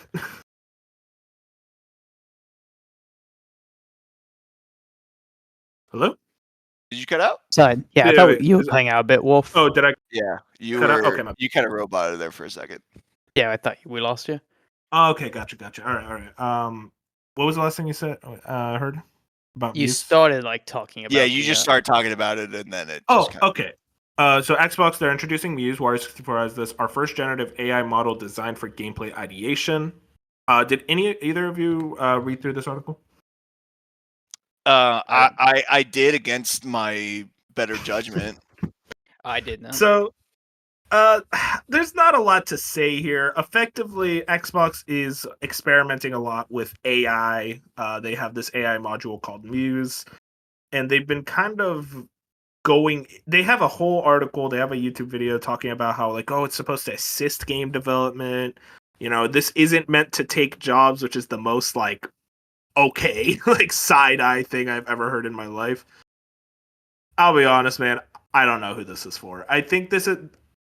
We don't talk about AI that much on the podcast because, like, there's not a lot of news. Well, there's a lot of news stories, but I tend not to cover them because I don't know if I'm fully equipped because it's a very hot button issue. My idea is always that AI is very good as a tool, as a thing to like kind of speed up game development, and the advancements it can make within games is very good. But I don't like the idea of AI getting anywhere near the creative process, because the way that AI kind of feeds these language modules, you're not really getting anything new creatively. You're effectively regurgitating ideas, and I like new ideas in the gaming industry, and to have it basically the corporate overlords going like, oh, let's do this thing that just kind of negates that idea of new ideas. It's just not very exciting. And also, they talk about game preservation here in the dumbest way possible by saying, oh, yeah, this is going to be used for game preservation. It's going to be used to kind of recreate these old games through AI. I don't want to play those games. I'd rather like actual people just ported them instead of like an AI module trying to do it and kind of just ruining a lot of what made that original game special. But what do you guys think of this whole thing? Yeah, I mean, going straight into the game preservation thing, it's like this article just doesn't know emulation exists. It's like, guys, we're preserving these games. Like, we already did that. Like, it's already a thing. Yep. But yeah, as far as just overall, I think this is very much a share. Like, you asked who this is for, it's for the shareholders. AI is such a hot topic right now, and honestly, Microsoft as a whole, with their AI division, is one of the people at the forefront of AI tech. So it makes sense that they had to try and diversify or do something new with it, or something interesting, so the shareholders go, oh cool, you're investing in that thing that's like popular right now, great, awesome, here's some money. It sucks that poor Ninja Theory is like, could you imagine just getting that email on a Monday like, hey, you guys need to start using this AI so that we can put a report together for Satya. It's like, Yeah. okay, sure. And so like, I don't know. I don't, but at the same time, like, Microsoft again is the one company that can get away with something like this because they are so big with all these different departments. It's not Yeah. like an EA or a Square Enix or a Ubisoft where it's like, you guys don't do anything else. I'm a lot more afraid of your AI implementation, where it's like Microsoft has like branches and departments for this. So I don't think this is really going to, I think they're like, hey, we make video games. Let's loosely relate this to video games so that impresses people. I don't see this becoming anything useful, or even like, it almost screams vaporware. But my Yeah. favorite my favorite tweet I saw about this was, someone was like, oh, so it can watch 5 minutes of gameplay and then recreate the game. Cool. So I wanted to do Inscription and Doki Doki Literature Club and see what it comes up with. It's like, Yeah. okay, yeah, sure. Two games that infamously do not reflect anything of the first 5 minutes of gameplay. Yeah, to IMB, if touch you on got anything to add? not too much. Bob actually kind of put on the go, and it does remind me a lot. It's I'm almost kind of just hopefully it's just like vaporware. It reminds me so much of when the same thing happened with like everyone talk about this NFT games or metaverse, and it's like Oh they man. talked about them, nothing came of it unless you like Except for Ubisoft. except for Ubisoft, who did make in I forget which Tom Clancy game. So yeah, I love you, It was Ubisoft. I love you, God, it was, Ubisoft. what was it called? It was the Ghost Recon sequel. Uh-huh. There was Wildlands Wildlands? and then Breakpoint Yeah, what oh, okay. I was gonna say it with the wasn't even quartz. yeah, it wasn't even like popular like I don't know if it was in Siege, but I don't think yeah, so. that's what I'm just hoping. Like it doesn't go to anything, but if it does, then I'll be more like, oh, you guys were serious about this stuff, so that's Very what much I'm like, sorry. I was just gonna say. So yeah, like hopefully just very well because yeah, like it's I forget who said.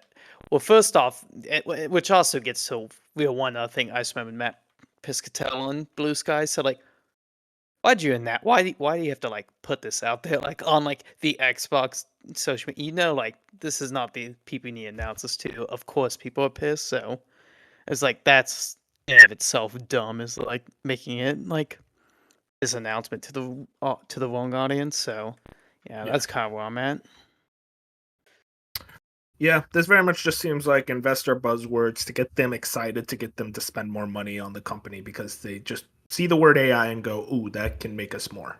But I don't really see this lasting. Maybe it does last. Maybe it is something like in 5 years we're still feeling the ramifications, but I don't think it's going to be in a major like, oh, we're like EA is releasing a game that's like fully AI generated. Like, I don't think that's going to happen. Yeah, I don't really yeah, if anything, it would be more like if they do for some reason like go with the preservation. I'm not worried mostly because it seems like like I don't doesn't feel like any of the actual studios are like chomping at the bit to like really use AI for this stuff. So at least hopefully. Remember when Grove Street Games used a Yes. form of AI to Yeah. upscale GTA? Like, can't wait for that. Yeah. Don't you want to play Halo upscaled with AI? Jesus, no. That being said, I distinctly remember, I don't even know what year it was. Remember when Microsoft was making a big push for AR and they had those Yeah, HoloLenses? I they had a whole distinctly presentation. remember the Minecraft Yeah, AR I do presentation, too. and it's like that went nowhere. They have video games. They They want to make experiment. it seem approachable and relatable. Like I refuse to believe this actually turns into anything until it actually does. God, I Yeah, forgot Microsoft's a about that. very Microsoft's a I very thought it was cool experimental too. company. Oh, it was Yeah, it really was a cool. cool idea. I still think AR is more. You kind of saw it with Apple Vision. I think that is more of a future than necessarily VR, but I don't know. Yeah, I kind of It wish kind it. of cooled off. I kind of wish AR didn't just completely go away. So shout outs to the 3DS. Oh They yeah. kept Yeah. removing stuff from the 3DS boxes, like all these accessories, but it's like they refuse to get rid of the AR cards. We're keeping the AR cards. Moving into our next story. This is a doozy. I wasn't able to have the time to read through it, but effectively this comes from Bloomberg. NetEase's billionaire CEO slashes jobs in games and profit push. Hundreds of staffers and about a dozen games have been cut. Founder William Deng sets elevated expectations for results.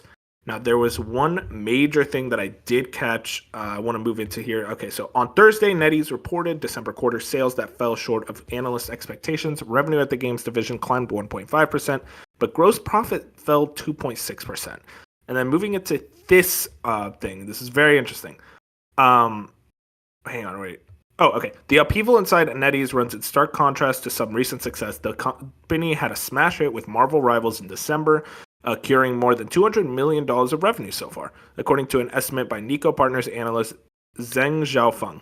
NetEase said the game already has over 40 million registered users, but before it was released, there were discussions about it being canceled. One of the people said, Ding objected to paying Walt Disney Co. for the use of popular characters like Wolverine and Spider-Man, and at one point asked his artists to swap in their own hero designs. That ultimately aborted effort cost the company millions of dollars and was emblematic of the abrupt changes ushered in by the CEO.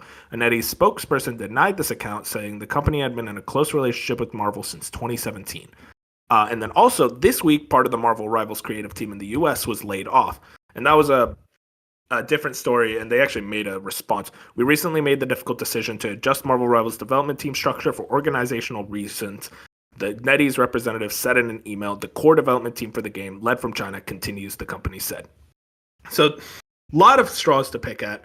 If you guys missed the kind of like NetEase Marvel Rivals developing story, a part of the US support team, there was about 6 employees, and they all got laid off earlier this week.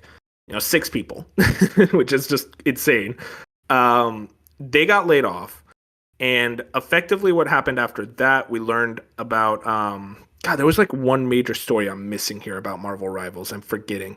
But we get this story about how they effectively were not even going to go ahead with Marvel Rivals because they didn't want to pay those licensing fees, which we've seen in the Insomniac leaks.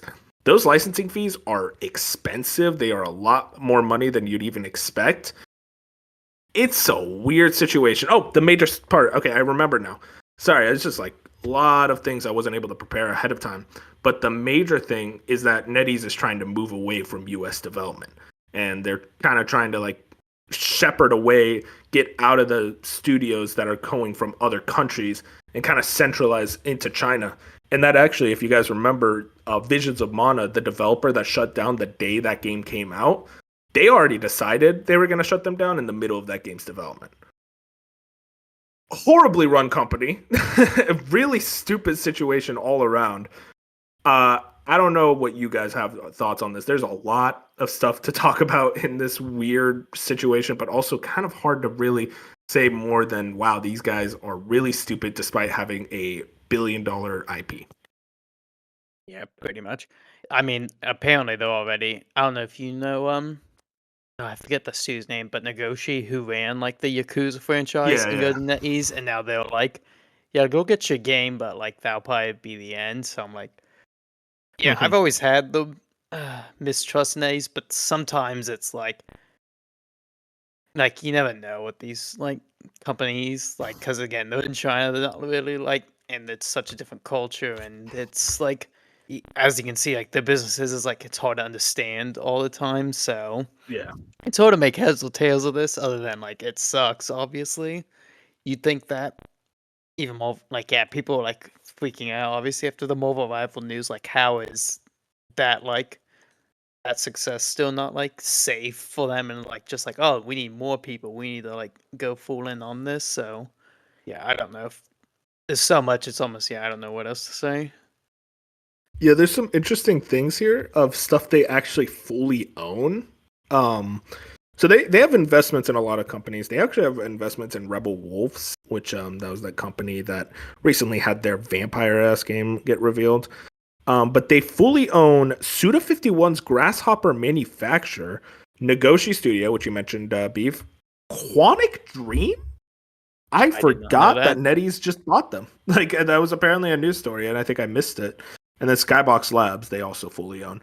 And it seems like they want to try to move away from those studios and say, you know what? No, we're actually going to like try to centralize all our game development in China, which is just a weird idea. I don't get it. Yeah, I think what really bothers me about all this stuff is when is not a complete one-to-one, but it does kind of remind me of Embracer Group to the extent where they saw like a potential upside in video games, so they bought and acquired and invested in these companies. But then like things, when you don't have a level of understanding of the kind of medium or like, I guess just the genre of what you're investing in, but you have other expectations, like maybe it's like you're more familiar with movies or TV shows or books or other things. Like, I don't think people really understand how slow moving especially now, video game development is. And for NetEase, it's almost like, okay, we're gonna, they make all these moves before even one game of the acquired studios they make ship. And so for them, they're like, guys, it's been 4 years. Like, plans change all the time. It's like, yeah, but not like, that's not how the video game industry, if actually, stable, just moves a lot slower in that regard. You can't just constantly be moving and shaking and making all these changes. And I think that's how we get into the situation we are now. And it's also just something in NetEase's playbook, because the credits for Marvel Rivals pretty much credits nobody. Like, no one, like you would think like that would be the type of game with all the support studios and like those 6 people in Seattle and all those people. You'd think there'd be a long credit list. No, it's actually not that long, because NetEase doesn't credit them, because they're constantly moving people in and cycling through people and staying kind of agile when that's just not like cohesive in this industry. You want you want that consistency. And I was making this point earlier this week, especially too because Marvel Rivals is going to be an ongoing live service game. We talked about it with Elden Ring, Nightreign. Well, I didn't, you guys did. Yeah, you were just sat there looking pretty. Exactly, talking about like, you don't want to get into the live service game if you don't have the team for it. It is a lot of work to constantly make content, especially Marvel Rivals is already committed to like a bunch of heroes, a bunch of maps. Like they have very like released big a couple. Exactly. They have very big plans for their content roadmap. You don't cut people now that the game is launched. This is the if anything, you need to be like reinvesting in your content pipeline, because otherwise you're gonna like think, oh, this money's gonna stay consistent for like a year, and then if your content drops off, we see it all the time.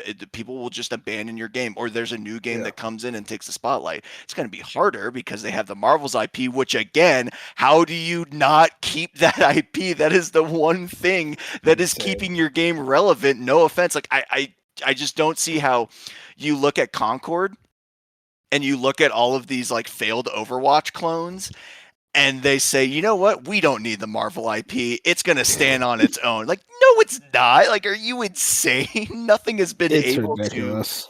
No one's been able to keep up with it. So, yeah, I just think they fundamentally don't understand the video game business. They see things here and there, and they keep trying to change their vision, change their course, and it's at the cost of all of these developers like jobs and livelihoods. And that just sucks, because it's like, buddy, you don't need another yacht. Can we just like calm down and just stick to a plan? So 100%. That's my rant. Yeah. No, that's fair. That's fair. I think everything you're saying there is pretty accurate. It just feels like one of those developing stories that we're going to have to pay attention to throughout the coming years of NetEase's really weird strategy surrounding video games. When, I'll be honest, when you look at the chess pieces they had arranged, it's like, oh, you guys are going to do really well. Apparently, they just not well enough, not quick enough, to the point where even Marvel Rivals had layoffs. And it's like, yeah, it was 6 people. Still, 6 people couldn't have been that much expensive. All right, I'll just say it right there. Hold on, Beef. Hold on, Beef. Is this where we do it? Is this where we insert Overwatch? What do you mean? Yeah, of course. Everyone should play Overwatch. It's really good now, right, Wolf? I forgot to actually add that news story. I'm kind of glad I didn't, now that I think about it. I mean, they it's bought your interesting loot boxes. And also the game's relaunching in China. So it's okay, let's see how this plays out. Yeah, no, I saw the changes. They are doing a lot to that game. Kind of almost like, hey, now it's an actual Overwatch 2. It looks cool, but I can't do it anymore. I got out of that game. Moving into our next story, kind of staying in the business world. Bloomberg had an article about this. Warrior64 kind of did a good summary. Bloomberg, Niantic Inc. is in talks to sell its video game business to Saudi Arabia-controlled Scopely Inc. for about $3.5 billion. Deal could be announced in coming weeks. Any agreement would involve Pokemon Go as well as other mobile games. So, this is weird. Apparently, Niantic is just like, we're done, which is fascinating. There is a lot of stuff under Niantic other than Pokemon Go. They did that Hogwarts game. They did Pikmin Bloom. What's it called? Monster Hunter Go, which I know is doing pretty decent. They have other mobile stuff under their umbrella, but like obviously Pokemon Go is by far their biggest. I'm kind of trying to make sense of what this whole thing is. The business partner buying it being Saudi Arabia. Saudi Arabia is not on my bingo sheet, I'll be honest. I know they've been kind of investing a lot more into video games. They did buy SNK outright. So I'm very curious to see where this whole deal happens. It didn't happen yet. This is very much reports still, but Bloomberg's pretty good when it comes to their sourcing. Well, as previously mentioned, it will be announced on Pokemon Day, February 27th. Stay That'd tuned be for 6 a.m. Pacific time for the announcement of this. Pikachu comes out wearing a hijab. Oh my god! I can make that joke. I'm Arab. That's funny. Yeah, I think I think Niantic has realized, okay, I think we've hit our ceiling because all the games are the same, right? It's like geographic based. Yeah. I think they've realized, okay, we've hit our ceiling. Nothing's ever going to top Pokemon Go. Let's get out while we can. Everyone gets a fat paycheck. and we're out of here. And guess what? Unfortunately, Saudi Arabia is like, I'm sorry, we get all the geographic data of millions of users around the world. Yeah, so we'll much pay data. millions of dollars for that. So It almost feels like they're underselling it. $3.5 billion. It's like, dude, all that data, like Microsoft would kill for that. yeah, the NSA would kill for that. I mean, Man, no. like it none of this all just screams scummy and like a little Just like weird. just yeah, I don't love it. I don't love it, but I mean, I guess if you're Niantic, it's like you can't exactly be ethical about if you want to make They're trying your to make money money. or not. So it's like it just sucks. It's a It's kinda weird. crap I don't like it. Yeah, not much to add there. Moving into our next story. Bob, this is for you. Exodus will launch in 2026. Sorry, buddy. What was that? That was pretty high on our Soggy's list. Shinobi had this Exodus launches in 2026, according to Hasbro's financial earnings call. The IP is seen as a growth brand and will receive higher investment among others with high growth and margin potential in the company. I'll be honest, I'm not surprised by this at all. I don't know why you guys looked at Exodus and said 2025, but I never did. I'll say don't believe. no, Just okay. say- You know what, Bob? You put it on your most anticipated list, but you didn't put GTA 6. You don't get to do this. Okay, all right, fair enough, fair enough. But That's yeah, because I mean, I bought the book. And the GTA 6 book, GTA 6 doesn't have a book, therefore I was allowed to put it on my list. dude. This is completely unrelated, but it's driving me crazy. The non-GTA fans talking about GTA 6 and going, "Oh, I don't care for GTA. I don't want to play a game about killing people." It's like, shut up. Just shut up. It's so annoying. Yeah, it's a very weird discourse. Like Meanwhile- the Elon Musk tweet, I couldn't kill the cops. I just couldn't do it. It's like, this is so funny. Well, So with Exodus, Yeah. I'm sorry. What were you gonna say, Beef? well, if I need to talk to you sometime, I'm getting the urge to play Chinatown Wars again. Speaking of, like, Hell, yes, I've I have never no played idea that what- one. I should. it's Chinatown Wars I don't is know. sick. my parents should not have bought me that. That's what all I know is they bought me it. I don't know why. Yeah, it's kind of dope. You should play it. We bro. all played GTA when we were young. I mean, just a little bit. But yeah, no, Exodus. I mean, about this, yeah, I don't really care about this game. No, I mean, it would have been great if it hit 2025. I'm totally okay with it moving back to 2026. And yeah, that just means another year I can put it on my most anticipated list. And maybe start reading the book. Read the book. Are you gonna read the book? Or is it I just gonna sit on I the read shelf? like the first 2 chapters. You were like, oh no, this game. Like, you finish the book, it's like, oh no, this game's gonna be ass. No, the book is like just like a weird, like a one-off side-off story that just gives more like Yeah. lore about the world. But yeah, no. No, that's cool. It's cool that they're trying to make this a whole brand. I just wonder like where it what its ceiling is. Yeah, no, for sure.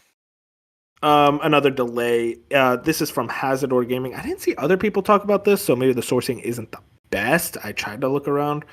Seems Replaced has been delayed again to 2026, and this is kind of a list of announced releases of externally developed games, and Replaced is on that list, and now it's in 2026.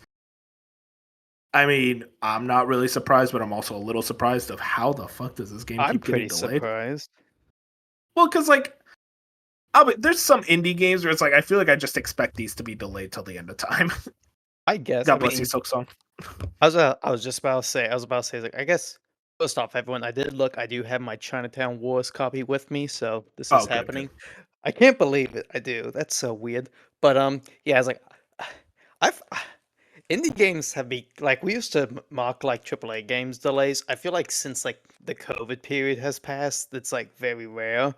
Man, indie games like I'm like never like sure when the hell they're gonna come out now. It's so weird. Yeah. So like it's a problem. Wolf, real quick, on that tweet, it looks like someone had mentioned that the mod on the Replaced Discord said that specific page, there was a typo, and that they are still aiming for later this year. And that other documents confirm that. Oh, it's I still missed second that on half Show More 2025. Replies. Okay, thank God. It'd be I mean, weird if I they could delayed still see it already. getting delayed, but Yeah, because we just haven't seen a whole lot. But yeah, That's the thing. I as feel of like we right now, have that's seen a not lot. official. I'm fully expecting this game to be like 5 hours, and we're all like, "Oh, it was cool." yeah. I know. I just I don't have much faith, but hey, I'm a little bit pessimistic about this game specifically. Moving into our semi-last story, I have a surprise for you too. Tony Hawk's Pro Skater countdown to Yes. March 4th, 2025. So this Yes. was a whole saga. It initially started with some guy coming down to the Breakfast Club, Tyshaw Jones, and him just saying, "Oh, I'm in a new Tony Hawk game." Or I'm in a new Tony Hawk game. It's like, okay, maybe there's like more to this. Maybe, this isn't remastered. It's like, yeah, apparently they're remastering like the other ones. It's like a brand new game and everything. It's like, okay, well, that left interpretation out the window. And then there was just like little reports here and there. There was Extis, who does a lot of Xbox leaks, kind of saying like, oh, it's going to get shadow dropped after the June showcase. And now we got this countdown on the official website. Very funny. Tony Hawk even replied with like eyes emoji. Xbox replied to him with an eyes emoji. We got this countdown, and also something that came out like breaking almost during the show. Noble put this out. Countdown appeared on the official Tony Hawk website. Iron Galaxy is the developer of the upcoming game. Ooh. Which is very interesting. If you guys remember, Vicarious Visions got folded into Blizzard in one of the most depressing days of my life. But it seems like they were the ones who did 1+2, and now it seems like they're shifting over to Iron Galaxy doing it. Beef, this is all you. Go for it. I'm very excited, but because it feels like, we're in it's like this is like the semi-bad timeline where it's like we could have had 3+4, right a few years after 1+2, and now maybe we'd get a new game or Thug remastered. But I know I don't like calling Underground Thug either, but people do, and I'm like, all right, that's fine. It's a funny name. I just like saying I it. It's know, funny. I know, I like 2 a lot. 2 is like my childhood game. That's why I'm glad 1+2 came out, and I forget how long ago it finally got ported to Steam. Like, so I was like, they were like, well, we're fine with it, but not super happy. And then, like, you look back now, it's like it came to PC late, and then even then, it came like I think Epic Store, not even Steam. So I'm like, you fuckers, just like. So I'm glad somehow they got back to it. Thankfully, like I'm wondering if Yeah, it was. it I was don't know. outright canceled. We saw that. Yes, no, it was canceled. Yeah, showcase. I think it was canceled. I I don't know. From the FTC court filings. I think I remember seeing I that. think there was also like Tony Hawk said at one point, like it was supposed to be DLC. Maybe it was something like that. He Yeah, mentioned too. there So was a year ago. He was like mentioning that Tony Hawk. Oh, I've been in yeah, talks. yeah. So I don't know, like some of it may like I don't know if like it started selling again. That's why I was like I don't remember how long ago they put 1+2 on Steam. Maybe that helped, or I'm sure like some of it comes with the acquisition. Things change, so Of course. I'm glad we're just back to it. Because I've played 3 a bit, not too much. I don't think I've played 4 much, so I'm just hopeful. And it seems like people are getting excited because like People I love would those like games. I would they can keep remastering, Thug. I would maybe like a new one. We'll see if they go. I said the other day, I was like, just call it 5. Just don't, but just pretend like 5 does exist because It never existed. I literally don't think because it doesn't work. Like was mostly online. I don't even know if you can buy it, so it's like might as well just call it 5. Maybe not, but yeah. So I'm just hoping like okay, we're delayed, but maybe we're back on the good timeline of getting Tony Hawk games. So Yeah, I yeah, mean, Tony Hawk Pro Skater 3 is one of the highest rated games of all time. 97. So people seem to like it. It was also weird, like like you said, how it went down was like first it was like like he talked about it, and I assumed I was like, I think the only time I remember is I remember Tony Todd I think said something about like the Spider-Man 2 release date and got in trouble. It was like I assumed it was like okay, he said so. Well, it'll be a rumor, and now it's like every day it was like them other people are like no, I heard this too. It's 3+4, and then it's like oh they're teasing it. Oh, they're basically and now it's like there's a countdown on It's like, the happening. website. for Yeah, sure. I It's can't literally I'm just on March 4th, 3-4. Like, come on. yeah. So yeah, I'm gonna um, be looking forward to it. I'm very excited for Tony Hawk fans. I know people are very passionate about this series. It's not for me personally. Bob, are you into Tony Hawk? I always forget. Yeah, it's Tony Hawk's one of the weird blind spots for me. Oh, I mean, I 1+2 it should be coming to Game Pass soon, so maybe that's the It's way you not. get I in. was about to say for some reason it's not on. I mean, it's goes Oh, cheap, but I really? don't know. It's not even on Game Pass yet. I yeah, I mean, think I I own it assume. somewhere. Yeah, and I know Tony Hawk is definitely also one of those games that just like the soundtracks like shaped Yeah. Yeah, those generations of gamers. it did for Um, me so hard. It's literally like how I still listen to music is just like that. exactly. So it's Yeah. like, yeah, no, I definitely want to check these out.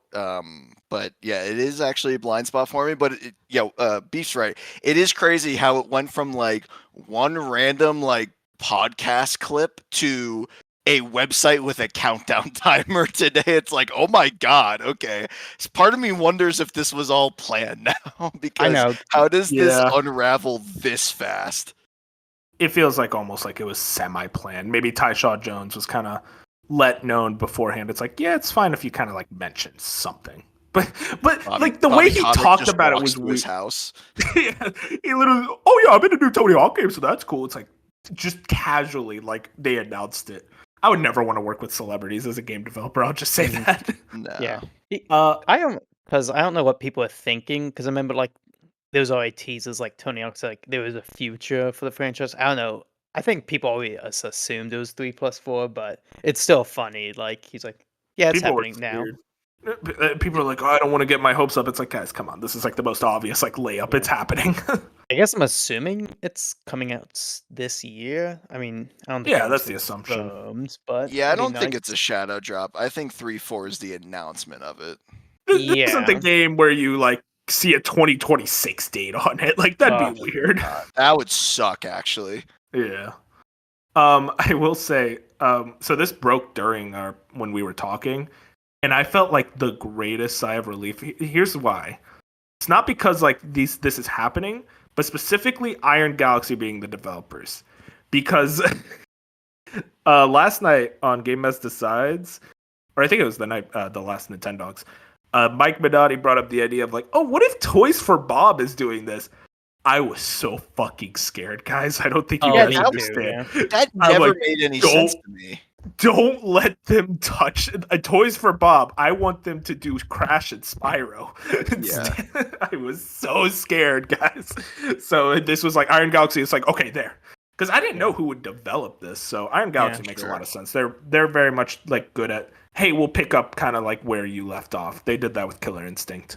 Mhm. Yeah, because I was hoping, like, I think everyone's like, kind of hope they do somehow, like, some part of Vicarious, or I guess now Blizzard was going to do it, but it's like, it probably was already, like, done at least some work, and like we Yeah. said, like, if not 1+2 is like a good baseline. So I was like, I don't think it really matters who's that's.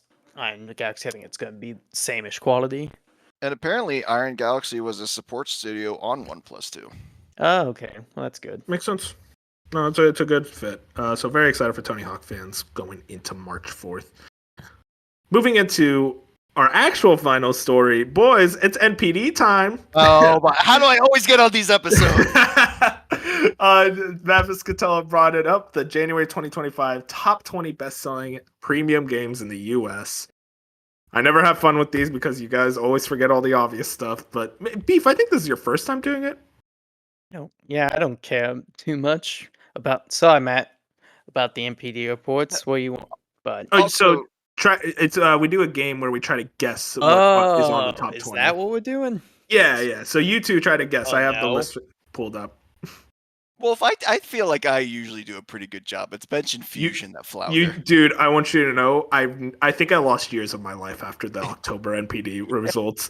Those two could not think of games with dragon. It drove me up a wall. But here we go. Beef. This is your first time playing. Try to guess a game that's going to be on this top 10, or top 20 actually. This is what's sold. Yeah, that's selling. sold games. Yeah, not like Fortnite or anything. It's based off price. Oh god. or dollar sales. Um. There's some interesting stuff on here. I'll say that. Oh. I They're heard the obvious. story.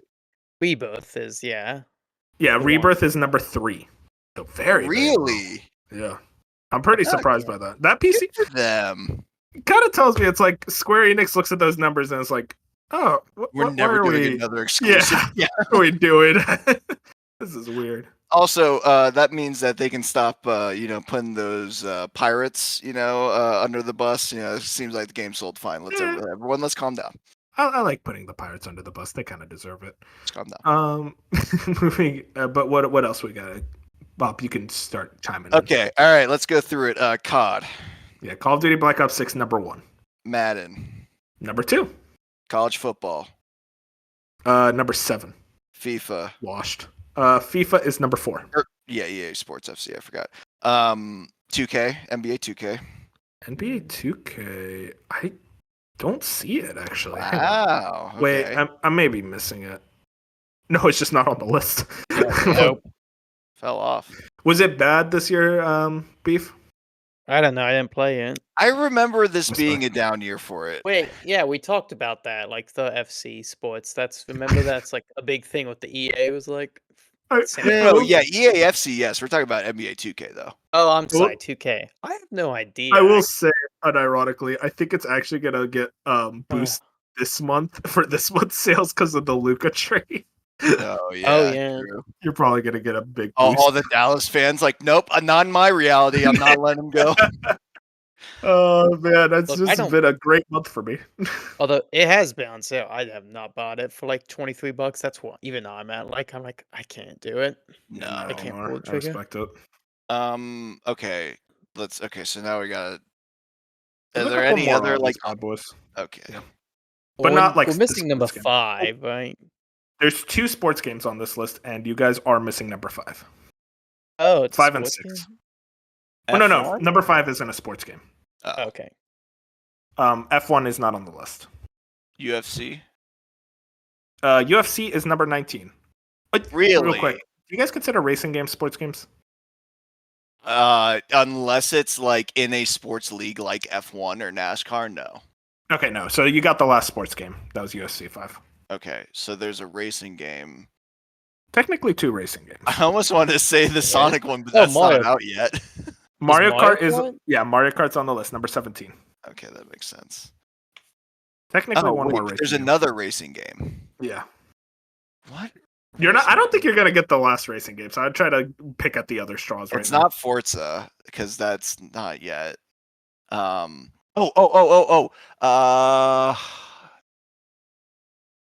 no, that's not. Wait, yes, not the non-Forza Crew Motorfest. Yep, there it is, number 18. Oh, let's go! God, I'm so Damn, good. you I were know my like cars. diving deep for that one. I know my cars. All right. That's still selling? Yeah, apparently. That makes no sense it, either. It must have been on a deep sale, probably. Okay, yeah, that might be the case.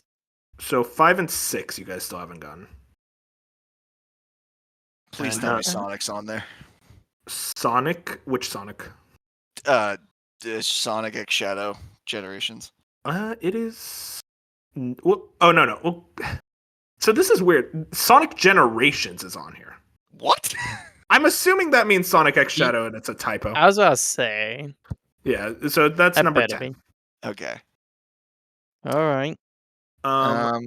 So there's a very, very obvious one of the best-selling video games of all time. Oh, Minecraft. If not, yeah, number 5. That's number 5. Yeah. Jeez, dude. There's one new title that came out in January. Like brand new game. Oh, Technically- don't tell me. Technically not a new game. Don't tell me Donkey Donkey Kong's Kong? on there. Donkey Kong number 8. God. And that's without disgusting. digital sales. That's without digital That sales. is The- disgusting. Nintendo is overpowered, man. They scare me. Yeah. Hogwarts Legacy. Hogwarts Legacy number 9. Yeah. So you're missing one in the top 10. And it's a licensed IP. Oh, I know. Spider-Man got Right. ported to PC. That's right. Yep, What's Spider-Man it called? 2. Spider-Man 2, yeah. Yeah, Spider-Man 2 at number 6. That's right. Yeah. So from Wolf, remember, like, we're all like waiting for the Switch 2, and all Nintendo would tweet about is Donkey Kong. Maybe dude, they it did was bait aggravating. people. Every hour, they knew it was so fucked up. Oh my god, that was the most angering experience of my life. Okay, so move past these last ones quickly. One of my favorite games of all time. Astro. Oh, well, I mean, you got that. That's number 12. But the another one of my favorite games of all time. Okay. Elden Ring? Oh, Elden Elden Ring. Ring. Yeah, number 15. I wasn't thinking far enough back. Apparently, Bob doesn't know too much about me. Damn. Massive multi. Oh, sorry. You know that's not true because I won the true. game show we did. Who knows you the best?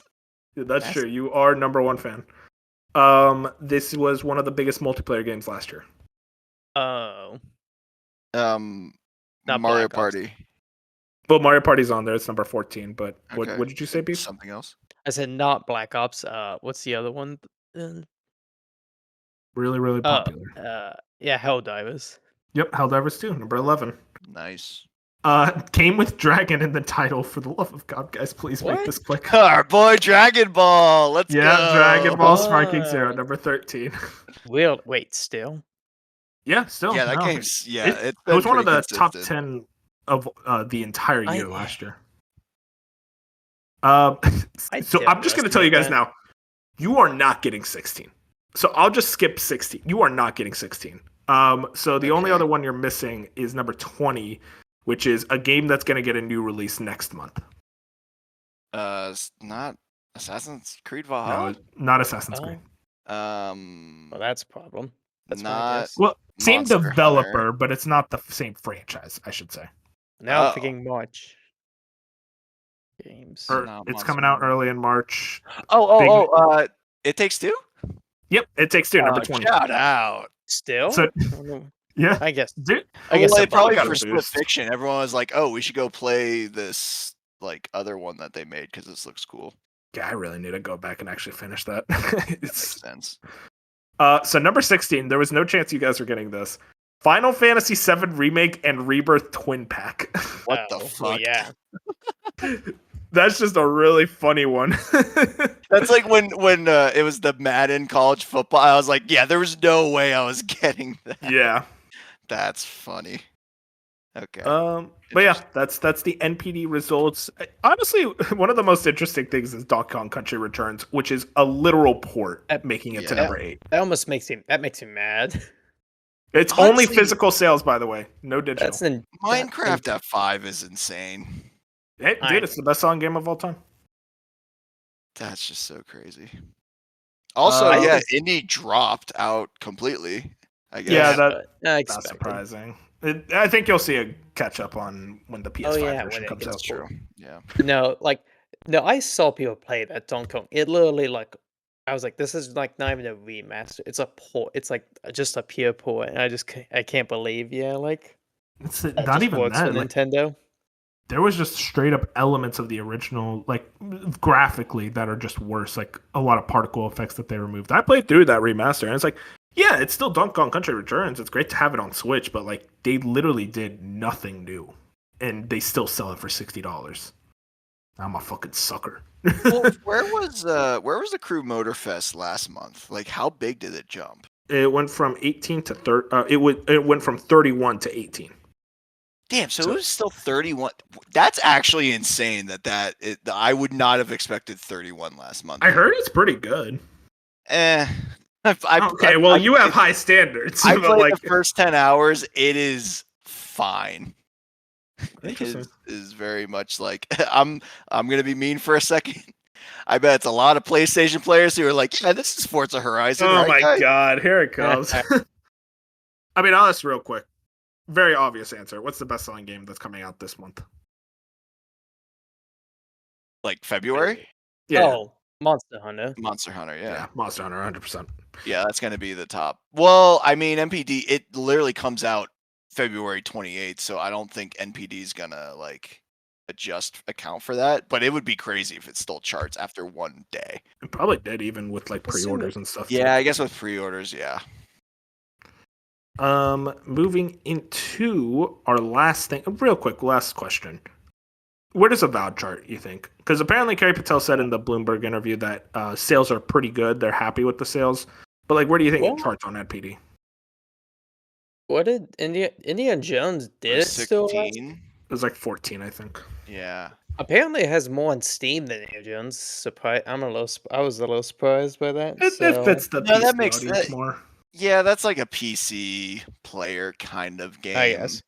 I Yeah. mean, I'm gonna say too. I'm gonna put this out there. I think Kingdom Come Deliverance is gonna be #1 next month. I don't know. Oh, for He's weird, February. though, about the Yeah, reports. I think that was like huge. But yeah, as far as Avowed, I could see it. I don't think it cracks the top 10. I could see it still hovering around 15-ish. I see Avowed more being like a long tail game where it's like when it goes on sale, people like pick it up or something. Yeah, and it'll get the Yeah. PS5 bump once that happens. Mhm. So real quick, breaking news from Shinobi. This was 12 minutes ago. Following up on our NetEase story, Steven Totillo, Shinobi put this. This is wild. NetEase plans to cut more All-Star Game Studios, divest itself of the majority of its overseas teams. Cutbacks have already impacted teams, shuttering studios formed by industry veterans like Untold Worlds, Jar of Sparks, Humanoid Origin, and major layoffs at Liquid Swords, Suda51's Grasshopper manufacturer, Nagoshi Studio, Quantic Dream could be among a dozen studios facing potential closure if they can't secure new post-NetEase funding. Sick. They are the new Embracer Group, it seems. They saw what Embracer Group was doing. It's like, hang on, watch this. Jesus Christ. I mean, that sucks. That's not good. Like Quantic Dream, Nagoshi, Suda51. These are not Quantic Dream game is not coming out. Oh, that's never coming out. Yeah, and that's not even because of NetEase. That's just not coming out. Yeah. Well, yeah, right. It wasn't coming out before. It's definitely not coming out now. I mean, do you guys think these companies are going to be able to get out? Like, can Nagoshi find another publisher to hopefully get his game studio? Same with Suda51. Because, like, I'm almost like, if I'm Suda51, I'm like, yo, Nintendo, maybe, but Nintendo doesn't buy stuff though, so maybe they'd have to go to like a Sega. Nagoshi coming back to Sega would be actually really funny. Yeah, I mean, I could definitely see, maybe not like the studios in their current form, but like I can see some of those people being reintegrated or like taking a group or kind of like the Hi-Fi Rush situation. Yeah, like a talent acquisition.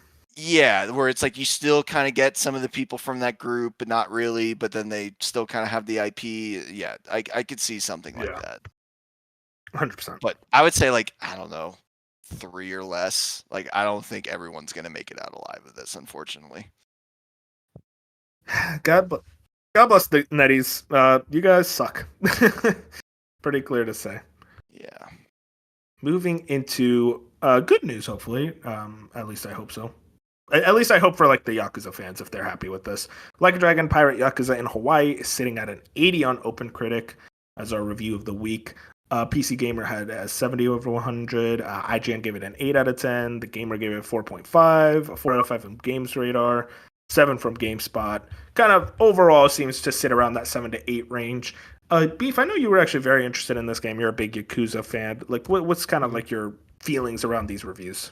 I've already played the demo. I'm pretty sold on it. It's actually, it's pretty good. I mean, I think I said like is feeling on the wackier side, like playing as Majima, like you are overpowered as hell, like just cutting through people.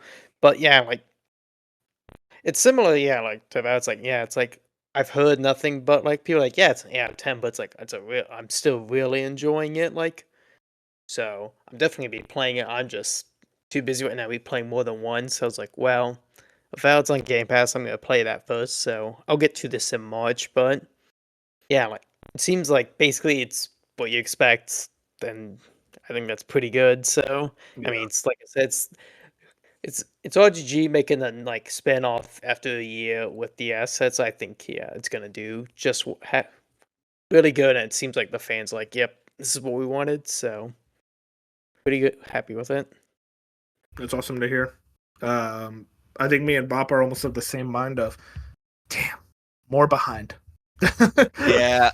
Well, and what bums me out is this was one I was thinking like maybe I'll sneak in, and then I was watching a review, and basically kind of like what was the last spin-off before Infinite that? Wealth. Gaiden, Oh, Gaiden, yeah. Yeah, where which I that need to play.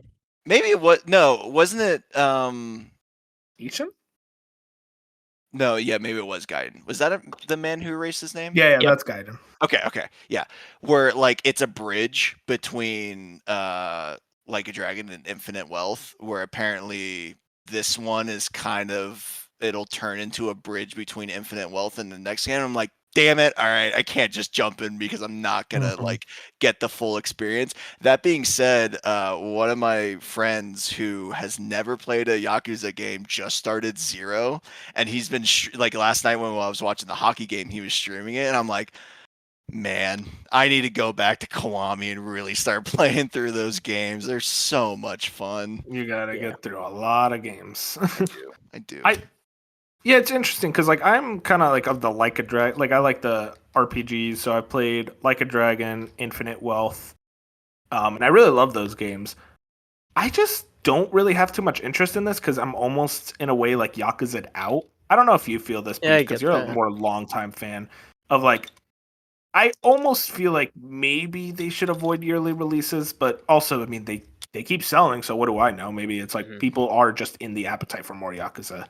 It's just I feel like I'm almost like I'm already burnt out after 3 games, so it feels weird. I think it might get to that point because I'm also like I get mad. I'm like mad about the year releases because I'm like, guys, I don't think I have to catch up. I have at this point all I just need to do Gaiden in this, I think, and then Judgment, which are eventually. So Yeah, yeah, basically Just like a lot. I like These games them. aren't short. I know they're not short, and I like them, but it's like I don't need kind of same. I don't need year releases, but they sell, and so who are we? And I'll probably play them eventually because outside of like ones where I'm like, I don't care. I just like not play. I had to view the story like 3 because I didn't like it that much. Like if I can only skip 1 out of 8 or like 9, I can't really be like too upset about it. So yeah, maybe someday it'll calm down. I mostly would prefer if they did like more like instead of like side Yakuza games, like like other franchises like they do with Judgment, but we'll see how that goes. I don't know if they're doing another Judgment or not. I mean, there is Project Sentry. Oh Maybe that yeah, I is going to forgot be like about that. completely brand new. Yeah, See, stuff like I mean, that. they're already doing so much with like Virtua Fighter 2. It's like this studio has a lot on their plate, and they seem to be kind of nailing it though. But yeah, Like a Dragon Pirate Yakuza in Hawaii.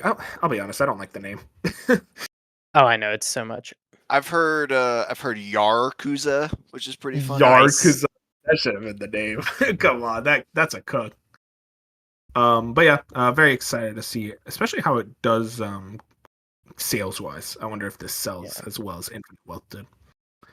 But that's everything for the reviews of the week, and that's everything for the show because we already talked about what we've been playing. Bob, Beef, thank you guys so much for joining me for 2 hours. So not the Bob 3-hour specialty, but we like, almost went under 2. We almost were there. Man, one day. But it was a ton of fun. We had a lot of great conversations, talked a lot about Avowed, talked a lot about NetEase being trash. Very good conversations all around. Appreciate you guys coming over here. Yeah, I don't know about you guys, but I'm going to go play Avowed after this. 2 hours without Avowed, it's hell.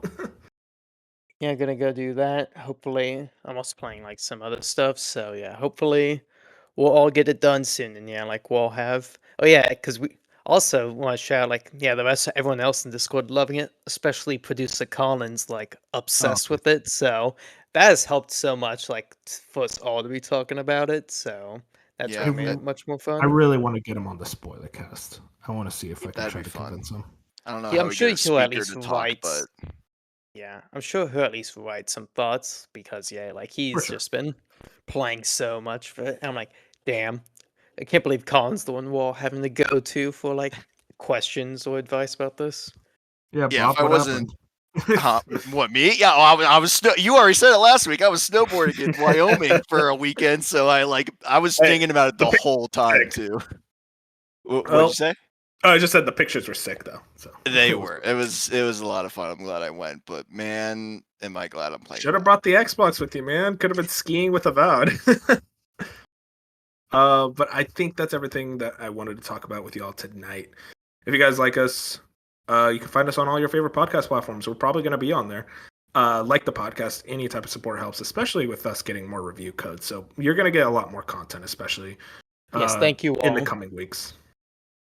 And also check us out on Twitter and Blue Sky at A Slice of Gaming. But with that, I think that's a show. Say goodnight, everybody. Night, y'all. Night, Envoy. Nighty, boys.